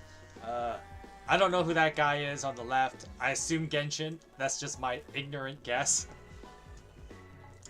I did a Miku picture in the middle. I found a cosplayer as a Miku. I kind of wish there was like a group of 5 girls who did like all 5 quintuplets, but you just gotta settle with this. Unfortunately, I did see a Yosaba cosplayer on the Sunday as well, but I couldn't get her picture because I was in the Miku Itu lineup for 3 hours. So I didn't get that picture. Oh, there's a nice Yor in the background as well. But there's a nice picture with a Miku cosplayer. And then finally, my last picture was with this 2B cosplay with a little bunny ears in it too, to add an extra level of cuteness. She even let me hold her sword. So that was awesome. And so that was all the cosplayer hunting I was able to do on the Sunday. And these are a bunch of people I hung out with during AniRevo, including the cosplayer from earlier. So that is the end of my AniRevo slideshow. I'm just gonna close this now. But yeah. Boom. Whoa. Right. Okay, let me get rid of this. I don't need this anymore. Now I can see it.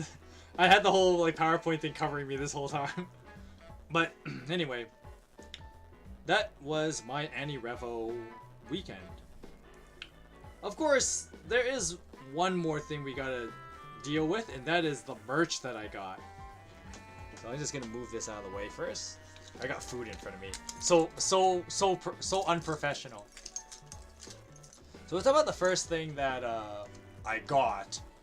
I mean, technically, like, I didn't buy it from the vendors, but it came with my weekend pass. Because technically there were 2 weekend passes. You could buy the normal weekend pass, which was like $70, I think. Canadian, by the way, when I mentioned these prices. By the way, any prices I mention throughout this whole merchandise section of the video, they'll all be in Canadian dollars. If you want a US conversion, it's roughly like 1 Canadian dollar is roughly like 79 cents US, something like that. Anyway, so for $30 additional to the weekend pass, I got 2 things.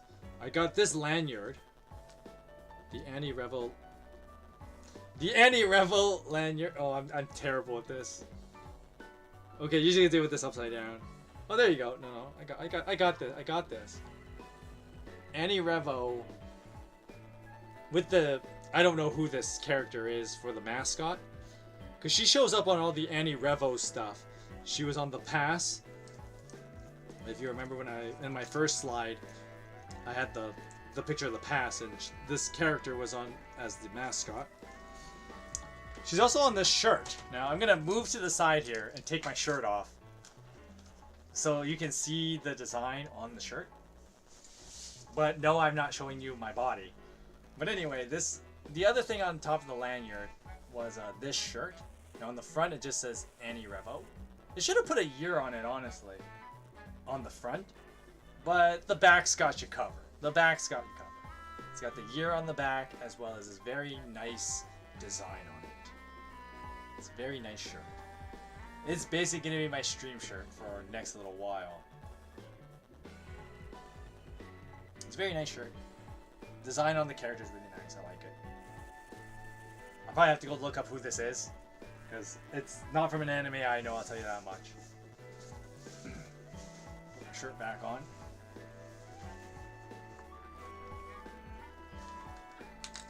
Okay. So the first thing I bought was this quintessential quintuplet poster. And it's one of those cool hologram posters where, like, if you know, based on the angle you look at it, the picture changes. So right now it's in bridal versions of the sisters. One angle gives you this is the fireworks. The fireworks arc, or the day off. In the manga, it's called the day off arc, where basically Fuduru goes with the sisters to a fireworks festival. And so this one was quite nice. And then, of course, you have the base look, I guess. Their regular clothes throughout the bulk of the series. Although Nino does change her clothes quite a bit. Because she's supposed to, well, it makes sense. She's the fashionable one. But yeah, you have the base look, bridal look, fireworks look. And this thing costed me $30. And this was the vendor. It was this when I bought this poster. That vendor, we were having a fun chat about the quintessential quintuplets, because obviously he's a fan of it as well. Otherwise, he wouldn't be selling. Well, I guess it's not necessarily true, but at AniRevo, you can assume that they sell something. They're fans of those things.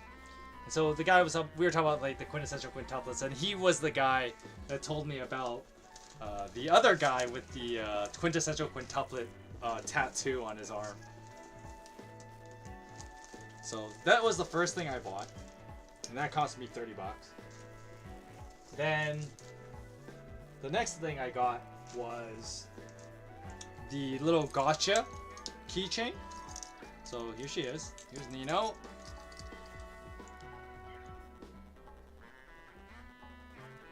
There she is. It's a little blurry. There's Nino.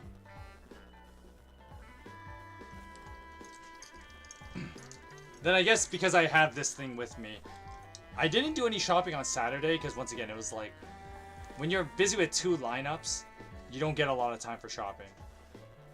2 lineups, and like the music concert and the music video contest. So Saturday was just booked with events and no shopping. So Sunday I bought a couple more things. And one of the things I bought was this acrylic charm of Marianne from Fire Emblem Three Houses. It's kind of hard to see because, once again, lighting sucks in my room here. But the two sides are actually different. So this side is her with a little bit of a sadder look on her face. Or maybe that's a more shy face, I don't know. Let's just say she's got a frown on her face. And then the other side has her with a smile. I know it's hard to see, I'm sorry. But you guys know Marianne is my favorite Fire Emblem Three Houses character. And is up there in the franchise. But we all know Lucius is the best dude ever. So that's my Fire Emblem acrylic charm. And that's everything on my lanyard and keychains. Another thing I bought was I bought this plush. Now the funny thing about this, okay, so for those of you who don't know, this is Sachi from A Couple of Cuckoos, which I'm surprised there wasn't more merch of A Couple of Cuckoos. I guess, I mean, once again, it's one of those like cheesy rom-com harem animes, so it's not gonna be as big as like Demon Slayer or something. But I did get this Sachi plush. Although later on, I think it was the Sunday, I saw a dude and he had like a giant, like similar to this model, as in like their giant head and they're like in a lying down position. He had there was a guy with a giant Kita Ikkyo from Bocchi the Rock. He had like a giant one. And I was like, dude, if I knew that thing was around, I would have shelled out money for it. Sorry, Sachi. But if I knew there was a giant Ikkyo, I would have bought that. Because I'm like, dude, that's awesome. But I got this Sachi.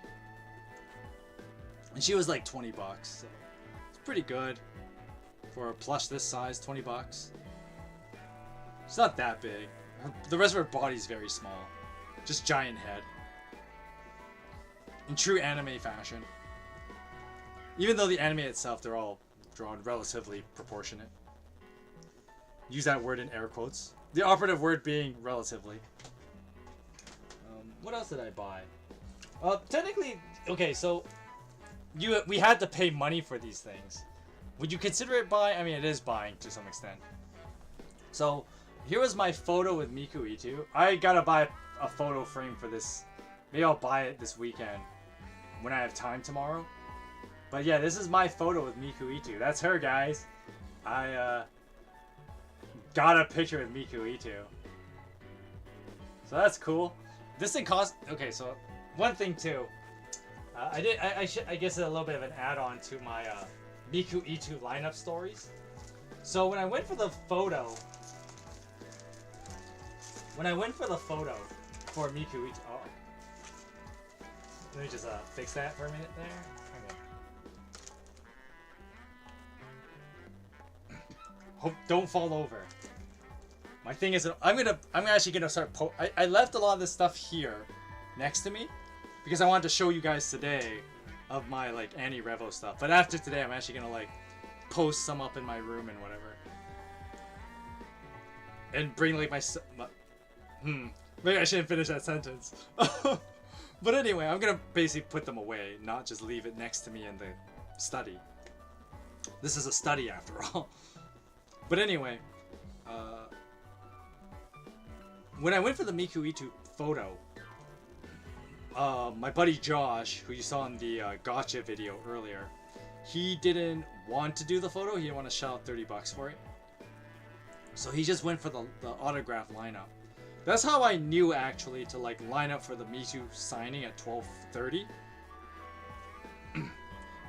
And I still ended up almost cutting it close, because my buddy Josh, he goes and lines up for the Miku autograph, and they opened the lineup for that at like just before 1 o'clock. So they opened the lineup for Miku's Miku Ito's autograph basically the same time that she was going to start the photo event. And my buddy was waiting in that lineup. And then he told me that he was cutting it close then too. And he had lined up when like they announced that the line was open. So that just shows like, you know, people were just super hardcore about getting that Miku Ito lineup. That's how hardcore it was. But anyway, so my buddy Josh, he didn't want to go for the photo. So he went to that lineup. And that's how I was able to gauge how I was going to approach the autograph lineup the next day. So Josh went to the that lineup. That's where I met like the other people in the Miku Ito photo lineup. Because Josh didn't want to hang out with me, I guess. But yeah, the photo cost me $30. And then on top of that, when you do the Miku Ito signing, there were 2 ways you could get them signed. Now there were actually rules put about getting an autograph from a Seiyu. Well, Machiko's not a Seiyu, but you know what I mean. From the Seiyus. Because all 3 of them had like their autograph booths, and they're all different times or whatever. Now, the rules were basically you could not bring a personal item. Which is unfortunate, because what I would have done was I would have brought my quintessential quintuplet manga and have her sign it. That would have been pretty awesome, but that didn't happen. Instead, there were 2 options that were given to you. You could either just get it signed on the pass, your little plastic pass, and that was for free. But it's like a dinky little pass, and it's already got like a lot of stuff on it, so it'd be hard to see the autograph on it.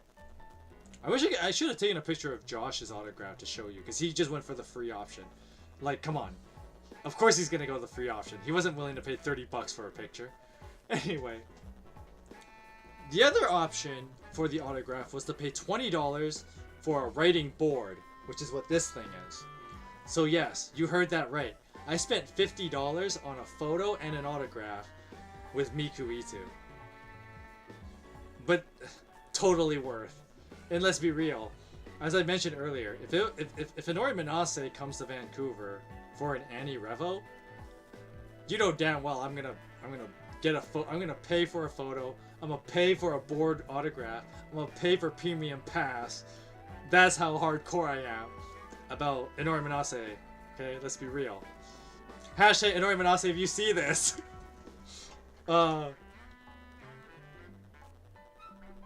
Michael Ewan is your big fan in Vancouver. Anyway, back to the merch. So, $50 on Miku Ito autograph and photo. Got the acrylic charm check. What? Yeah. There is one more thing I did buy. Now I gotta get up for this one too. Cause this one's a big one, and I was saving the big one to the end. You know, the best for last.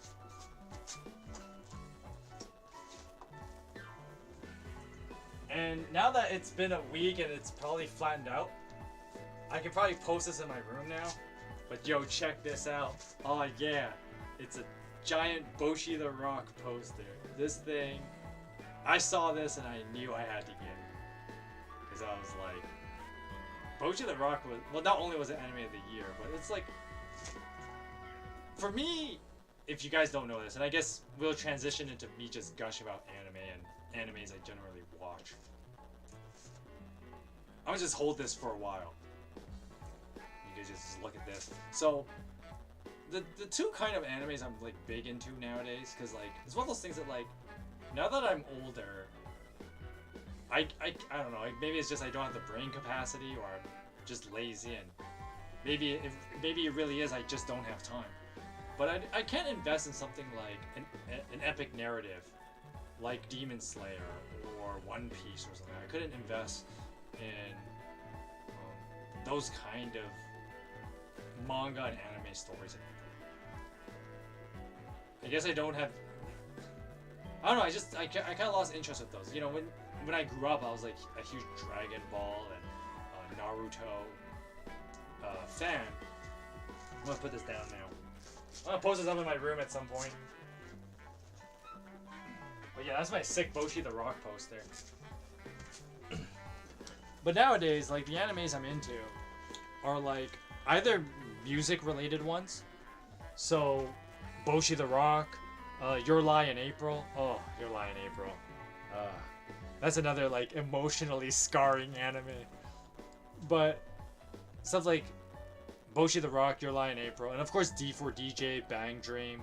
Those are, like, the music ones I'm a huge fan of.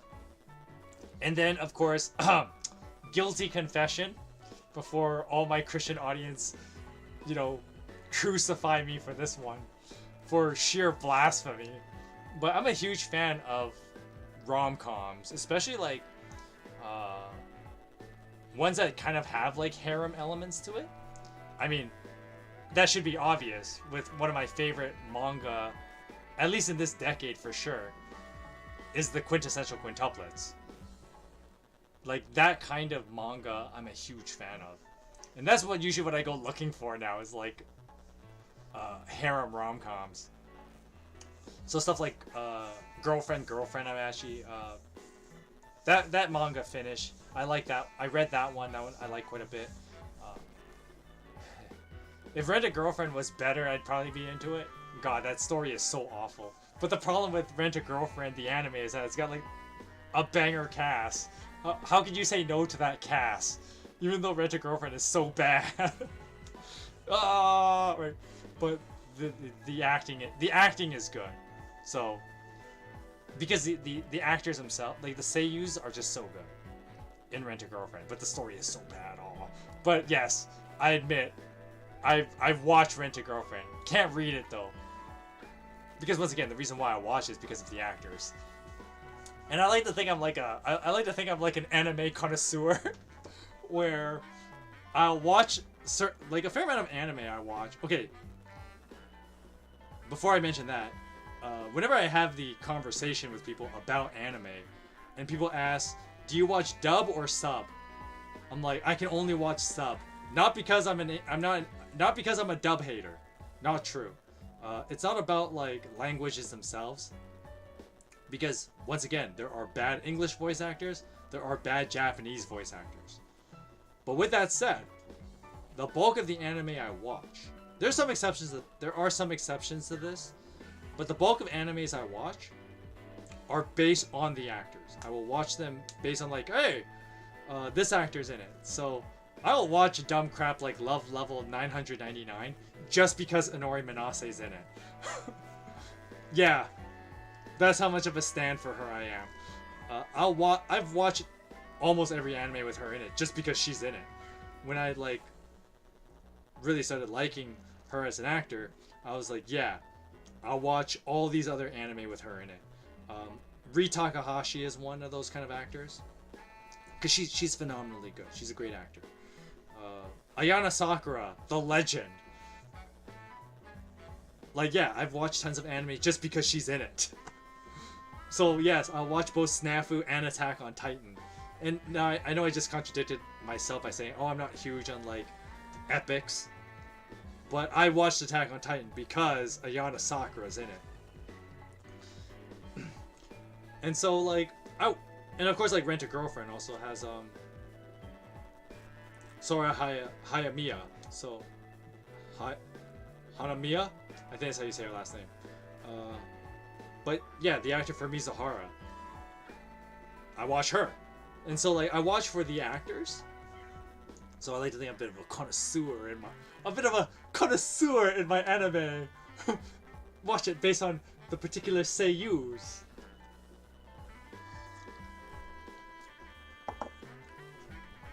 And so that's kind of like how I judge. But of course, like for music animes, I'll make exceptions because I like music animes quite a bit.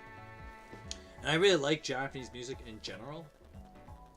Which is why, like, you know, I've told you all those stories about, like, me playing, like, D4DJ music at work. Because I just really like it. I mean, to be fair, it beats most music that exists in, like, America now, so there's that. Funny story, moving away from the anime for a little bit, but when I was working, this coworker I have doesn't work there anymore though. But we were talking about how we were playing like a top 40 music list, because you know sometimes the workplace, my superiors get tired of me playing Asian music all the time, so I gotta mix it up a bit.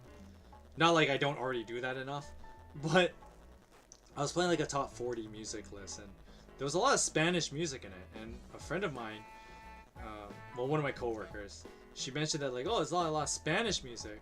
That's pretty impressive. And I said, not really.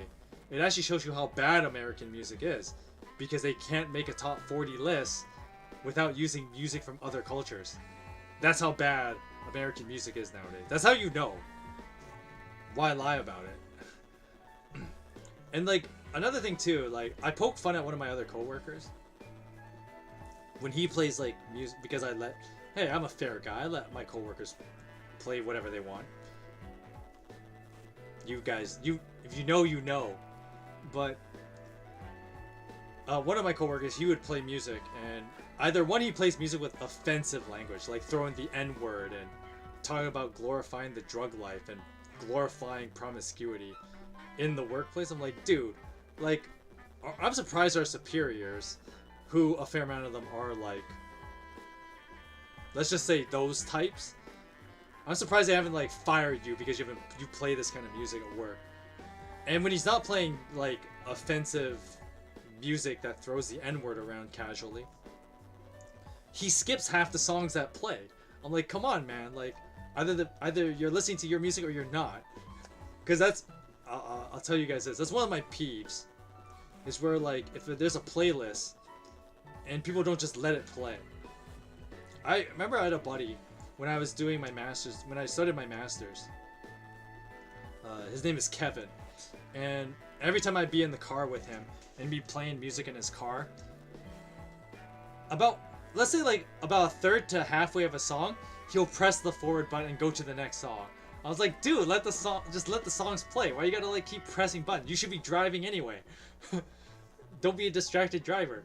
But it's one of those peeves that like, if a song plays, I like to have it play all the way through. I don't know, it's just a psyche thing for me. When you play your songs, you play your songs. And so it just shows that like a lot of American music just sucks, I guess, in my mind. Like, that's enough evidence for me to show that American music sucks. If like, one, you can't play music and feel comfortable without it being like outright degeneracy, or you have to incorporate music from other languages and other cultures into your top 40 list, and finally you're skipping half of the music, English music anyway, because it sucks.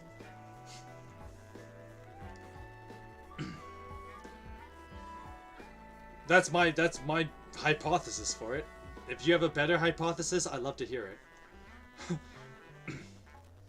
But anyway, that going back to the anime now that I've talked about the whole tirade of music, I like music animes a lot, so that's something I'm big into. And that's something that like I have the attention spans for as I get older.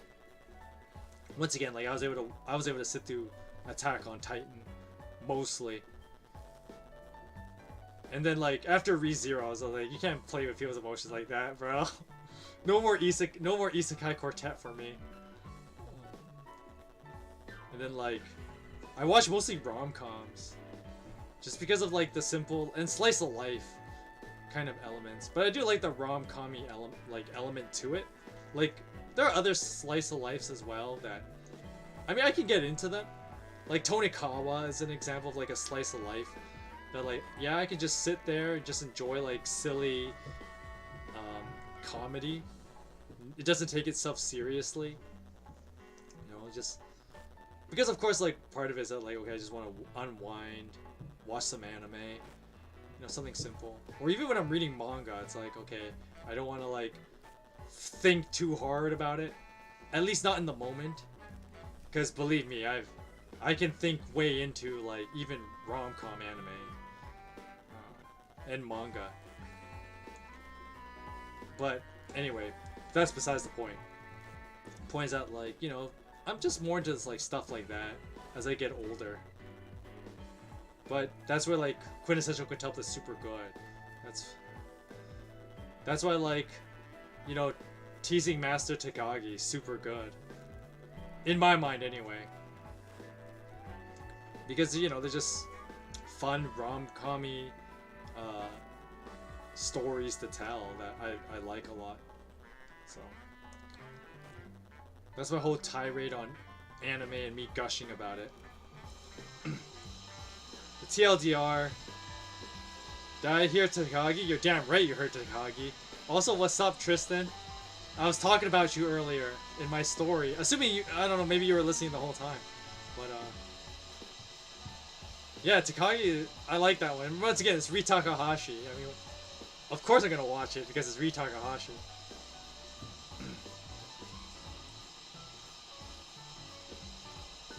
I confess I was listening. Hey, I mean, that's the whole point of doing this. If I didn't want you listening in, I wouldn't be doing this now, would I? But yeah, that was my whole gush on anime and my love for it. As of late, anyway. Because, I mean, I guess I'll tell a short story. I do have a little bit more time before we kind of throw up a Q&A and then end the stream.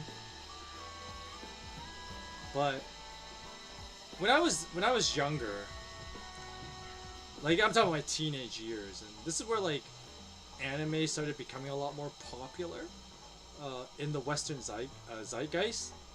Especially, like, okay, like, I live in Vancouver, so there's a very, contrary to popular belief, there actually is a very large Asian populace in Vancouver. Even back then. And so, back then. I'm talking about, like, the late 90s. But, the funny thing was, when I was a kid, and this is where, like, I mean, if it wasn't obvious to you already, you already know damn well I'm, like, a total freak. But I was already huge in anime when I was, like, a kid. Of course, like, yeah, back then it was, like, pretty normie stuff. So, like, Dragon Ball Z, and, of course, Naruto when that came out in the early 2000s. Whoops. And I was fans of that stuff back then, and like, by the time Naruto started coming out, anime started becoming a lot more popular. But I was like Giga Brain be like, yo, I've also watched Evangelion, which is weird to think about because I was a kid back then. But I thought I was like super cool and edgy because I was into like more anime compared to like a lot of my peers. But the funny thing is, back when I was a kid, and even my early teen years, you were the fringe of society when you were the anime fan, when you were the video game nerd. You were the odd one. You were the one that was different. You weren't the normie. But of course that changed. There was a huge culture shift as like those things started being viewed as cool. As I got older. Same with like comic books. This was true with comic books as well. But of course, you know, there was, of course the culture has shifted where like, okay, people who were similar to me, we've kind of come out of our shells and now we've become the dominant culture. To an extent. Because of course there's also the psyopting and hijacking of those things. And there's a whole, I could make a whole like political video on that. Maybe I'll do that in the future at some point for a future podcast.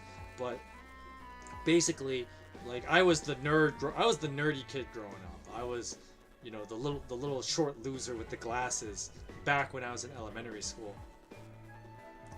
Because I was into like the fringe culture, which was anime back then. Fast forward to when I was at AniRevo this weekend, one of the organizers was talking about how they had been doing this for basically a decade, which, to be fair, I've only been to like 2 AniRevos, like out of the 10 years they've been doing it. I went to the very first one, where it was a very small organization, and it was kind of really tacky back then. Because, once again, back in 2012, sure, anime had started becoming popular, but back then, there wasn't money behind it. At least to make, like, an anime convention. The money didn't exist. So an AniRevo back in 2012 was very low budget, and so it looked like very tacky.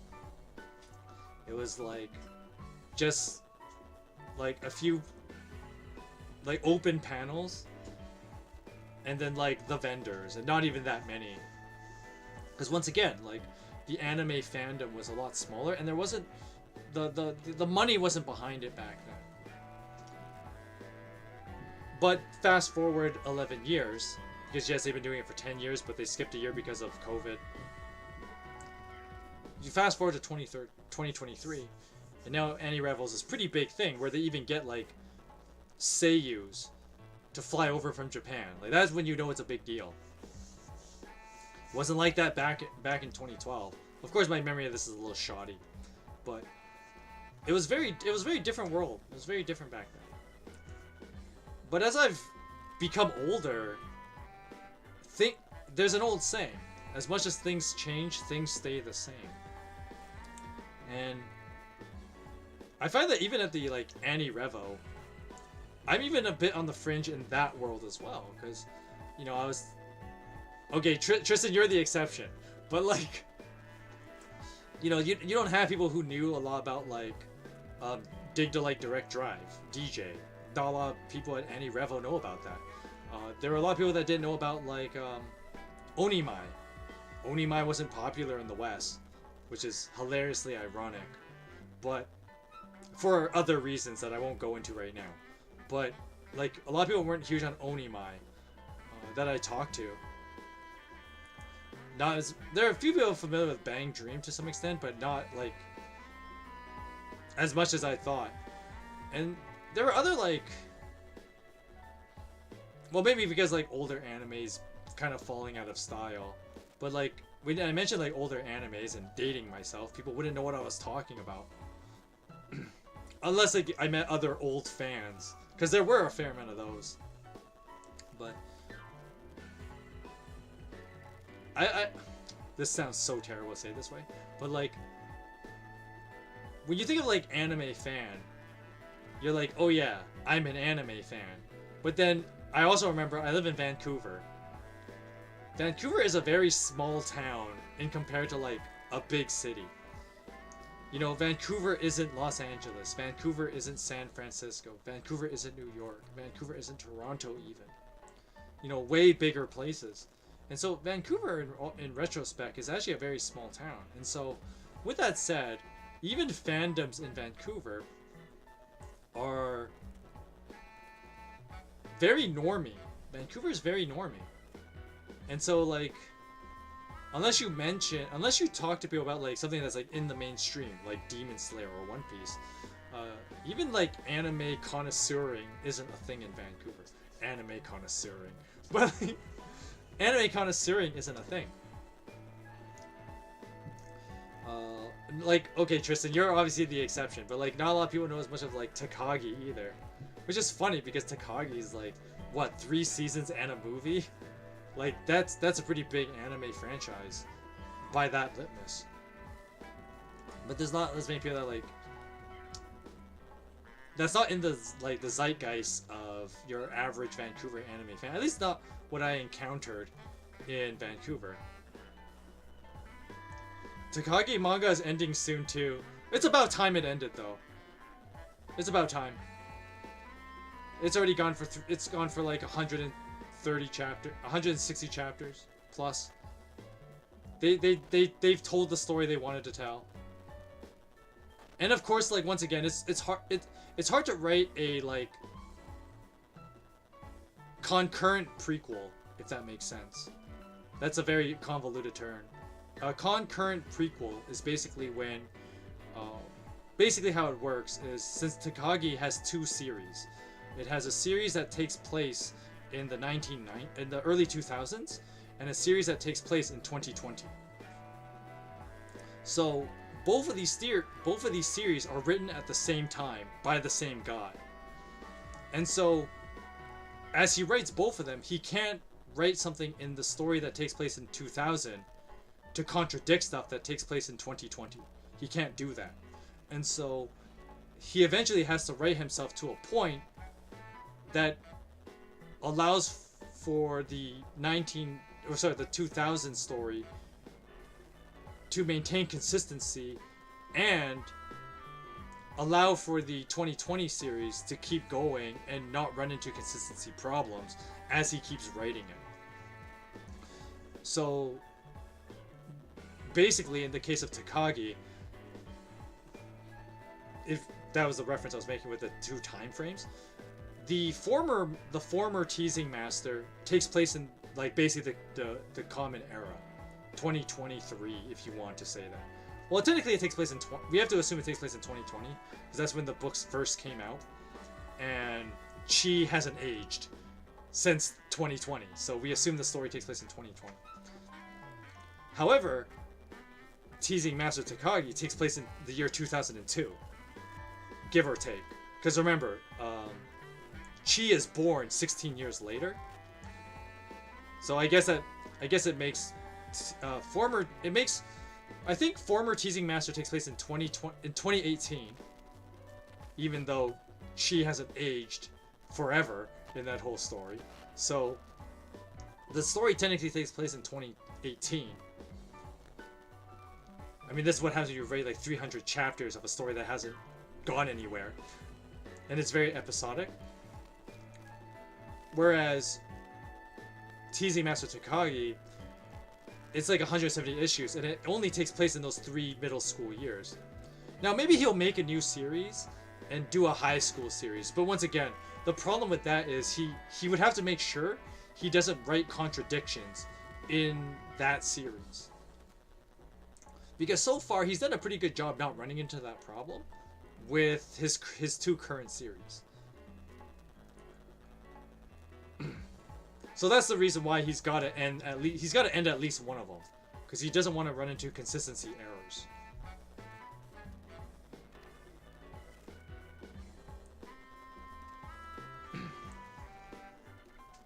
Anyway, I guess there's one last thing I wanted to mention about like the beauty of AniRevo and my story of AniRevo.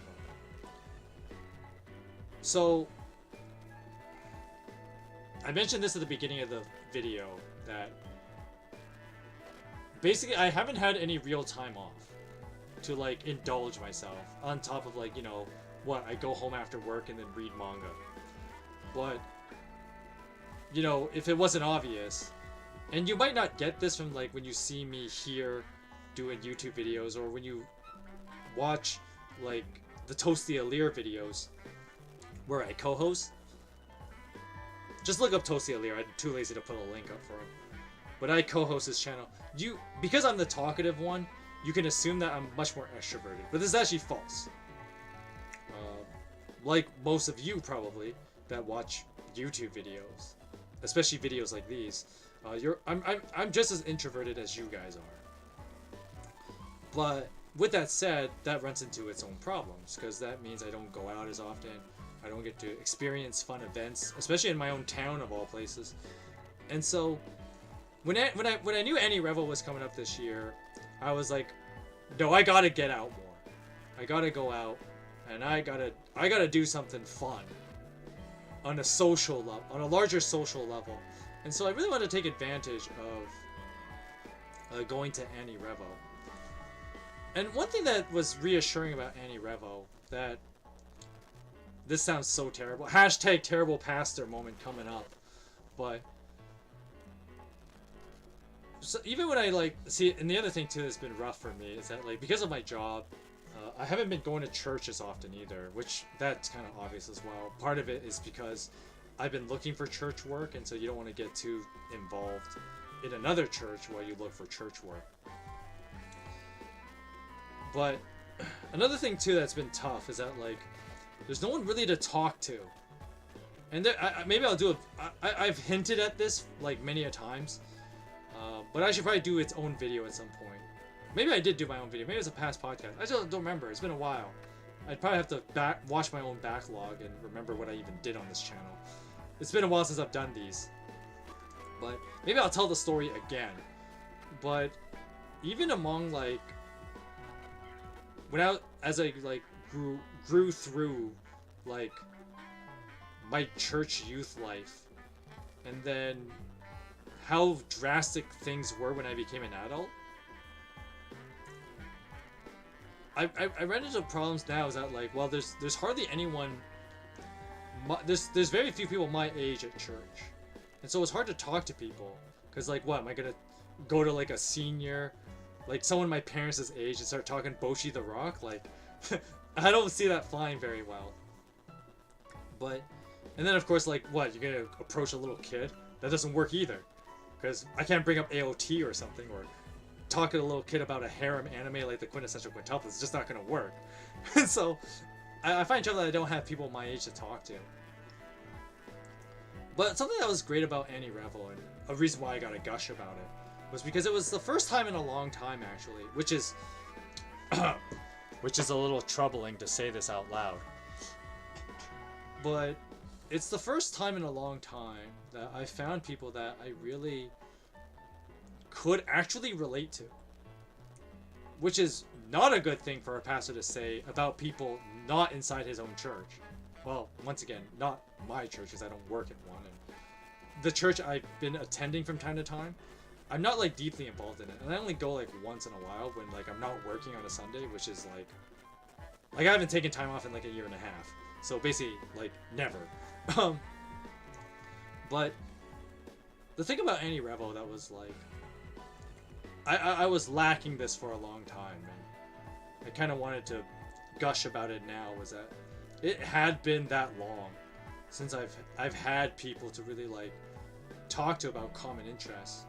Like sure, like see, even among like, now you're probably thinking like, what the hell, like you've been Toasty Alir's like co-host for like 2.5, 3 years. You've been his co-host for 3 years. What do you mean you don't have like people you don't talk to? But even then, like, even among like his like Toasty Alir's community, sure there's like the few tight-knit group, and we've grown together in those 3 years. But even then, like, the bulk of people, there's still that like disconnect. Part of it is because I'm a lot older, and then even like as I mentioned before, when it comes to stuff like anime, a lot of them are pretty normies. It's like, okay, when we talk about anime, we talk about all the mainstream stuff, Demon Slayer or One Piece. As soon as I bring up quintessential quintuplets, nobody knows what I'm talking about. I just started speaking an alien language to them as soon as I bring that up. But when I was at AniRevo, there were a lot of people that were into like QQ, and I was like, yes! People I can talk to about this. Oh, this is great. Like even in my workplace, like nobody. My buddy Josh, who I know, I met him through work, and he was the guy in the that one gotcha video I played earlier. I got him into QQ, so unless like something like that happens, and Josh is the exception, not the rule. Unless I like can convince someone to like, yo, read the quintessential quintuplets with me, you know, that kind of thing, so I can have more people to talk to about it. It's not easy, and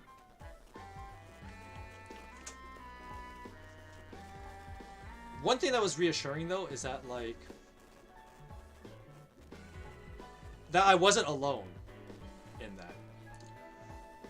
Now this is where like I'll bring up a funny question. If you guys are ready for it, you know, go ahead and shoot your answers if you think you've got it. But what do the Bible and anime have in common? I'll give you a minute to think about that.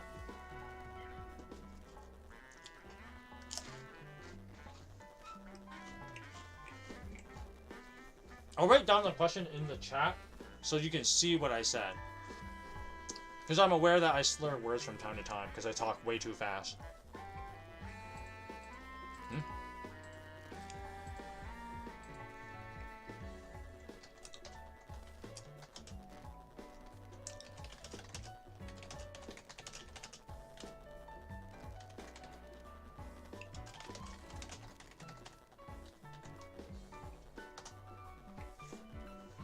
That's my question to you. I'll give you a few minutes to actually like think about that question. I'm gonna eat some Cheetos and drink because I've been talking for 2 hours non-stop basically.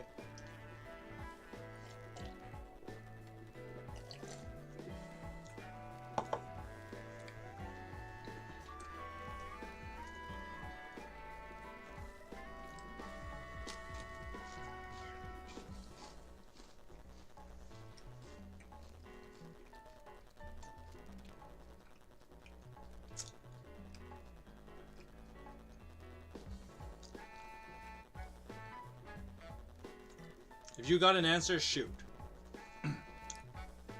I'll give you my answer in a couple of minutes. I'm just gonna take a little break right now. Eat some Cheetos.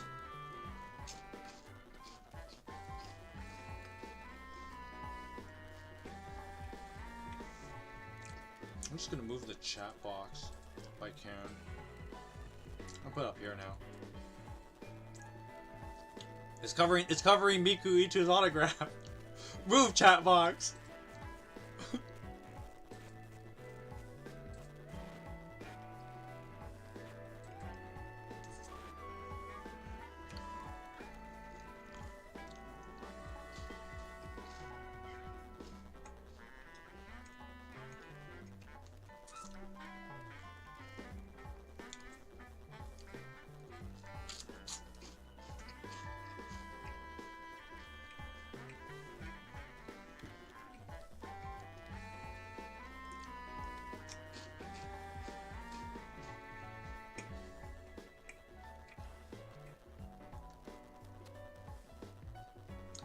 Also, do you guys know where this theme that I'm playing comes from? Hit that like button. If you know, you know. Jesus Christ is present in both. Okay, you're not wrong, but that's not what I was going for. Guess you got me there. That's a good answer. But it's not the one that's not the one I'm going for though. But that is a good answer.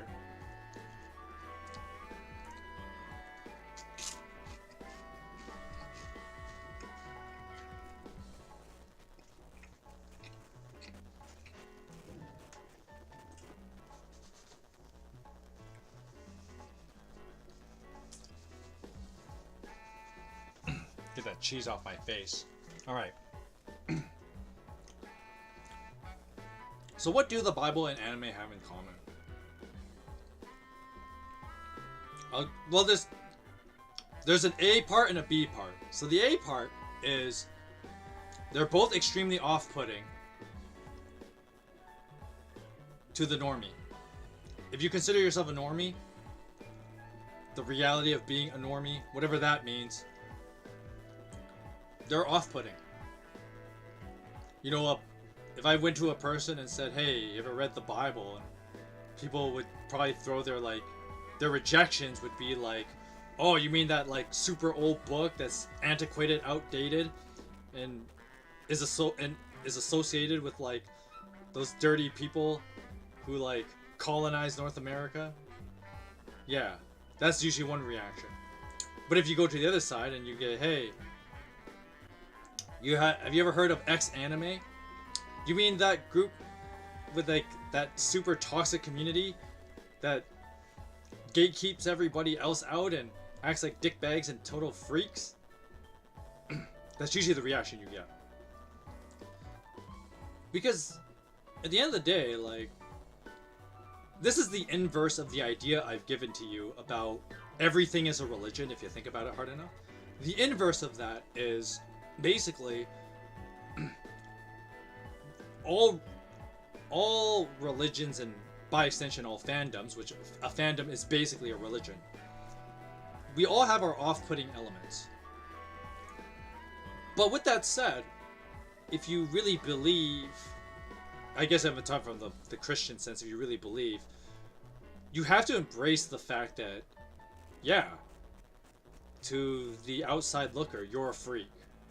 That's just how it is. And that's also true with, like, me being an anime fan. And that's the jeers I get from even other anime viewers. It's hard to call them fans when they act the way they do sometimes. And, I mean, I have the same attitude when it comes to, like, some people who are quote-unquote Christian, and then they don't act in very Christian ways and are kind of assholes when you have certain takes. But when it comes down to it, you kind of have to accept the fact and embrace the fact that, yeah, you're a freak if you adhere to certain things. Like, okay, if I adhere to the Bible, then you're going to assume I'm a total freak because of it. Well, I guess I am. I guess I am a total freak. the fact that I like tons of anime, especially music ones, and enjoy rom-com manga, yes, I guess I am a freak. I just have to accept that. But the fact of the matter is that you're not alone in this. Now, I can't remember the author of the book, but there's a book, and it says, everybody is normal until you get to know them. Because I think that's something that people need to just let go of, that idea of the belief of normality. And this is something that AniRevo does right. That, you know, and I hope I got, like, you know, my Christian audience members, please take this to heart. Something that AniRevo does right, that people in the churches do wrong consistently. And it's just accepting that, like, yes, I am a freak. My interests are countercultural. To be countercultural. It's gonna make me it's gonna make me bump heads with people. That's not the right term. It's gonna make me clash with people. It's gonna rub people the wrong way. And you just have to accept that's how it is. And you know, here's the thing that a lot of people just aren't willing to admit. The reason why Christians lose the culture war so often is the fact that they try to incorporate parts of the culture into Christian culture, but then they don't, like, do it. One, they don't do it correctly, and two, they don't commit. And so it looks cheesy and just bad. And then you're then viewed as, like, a laughing stock. You're a joke. But maybe we should just embrace the fact that, like, yes, if you think we believe weird things, that's what we do. We are weird. In AniRevo, what was super comforting about it is that, yes, I am weird. And guess what? There are people around me that are just as weird as me. And that's not a bad thing. That's a good thing. How does Saint Peter put it? Bear one another's burdens as we face through life together. Face the persecution. You know, when Peter wrote those letters, the context was that Christians constantly felt and dealt with persecution. But in the face of that, we're to bear one another's burdens, remind each other that you're not alone in this. And that was something that AniRevo was a good reminder of for me. And it was nice. It was really good I took the time off to do that, because it's so easy to forget that, like, it's so easy to feel like you're alone. As you embrace more ideas that bend against the culture, whatever that is now. But you're not alone in it, and that's something that we need to be reminded of. And that was something that, like, made AniRevo a great experience for me. And I would definitely go again next year. But it's something that hopefully you guys can take this as, like, a lesson from me as well. Because you know, I mean, you're not on a Streaming Parson podcast, and if there's not some kind of lesson to be taken from it. But if anything, you know, remember that you're not alone,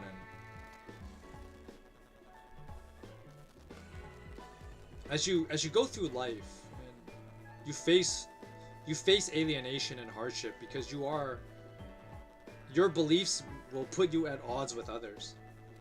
You're not alone in it. That's the matter of the fact. There are a lot of people like you. Although in other ways they're not like you, and there's that whole thing.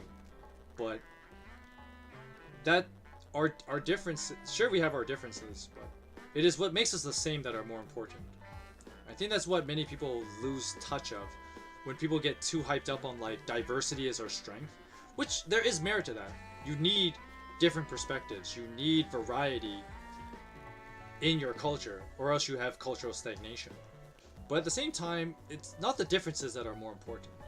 It's the things that make you the same. So, like, this is where you get your appeals of, like, well, we're all human. Okay, well, what does that mean? But I mean, you can't just go with that alone. But when it comes to, like, fandoms and stuff like that, or your beliefs or whatever, you need to remind yourselves of like, okay, don't let the things that make us different divide us. But rather, allow the things that make us the same bring us together. So with AniRevo, it's a love for anime, even if some people have different tastes within anime. Even though we can all fight on which sister is the best quintuplet and why it's Nino, we can accept the fact that we all have love of the same thing, and that's what ties us together. And that's something that I hope you will remember, and that is, I hope, the big takeaway from talking about AniRevo. Miku gang on top. I mean, I do have the Miku autograph here, so there's that. And Miku holding Miku. But, anyway, that's all I really have to say about that. Is that... Oh. We should comfort one another because we're not that different from each other. And things like our love for anime is something that can bring us together. And that's what makes AniRevo great. It's something that, like, churches could learn from. Because I feel like churches have lost a lot of that in recent times. But that's my story of AniRevo 2023. Hope you guys enjoyed the story time. I'm gonna do some housekeeping. If you have any questions, shoot quickly before we close. So for streams in the next week, we have basically a standard week next week. Yes, a standard week next week. It's the week after that's gonna be a little bit more suspect, but I will talk about that another time. So next week we have a pretty standard schedule. We'll have Monday and Wednesday at 2 o'clock Pacific time.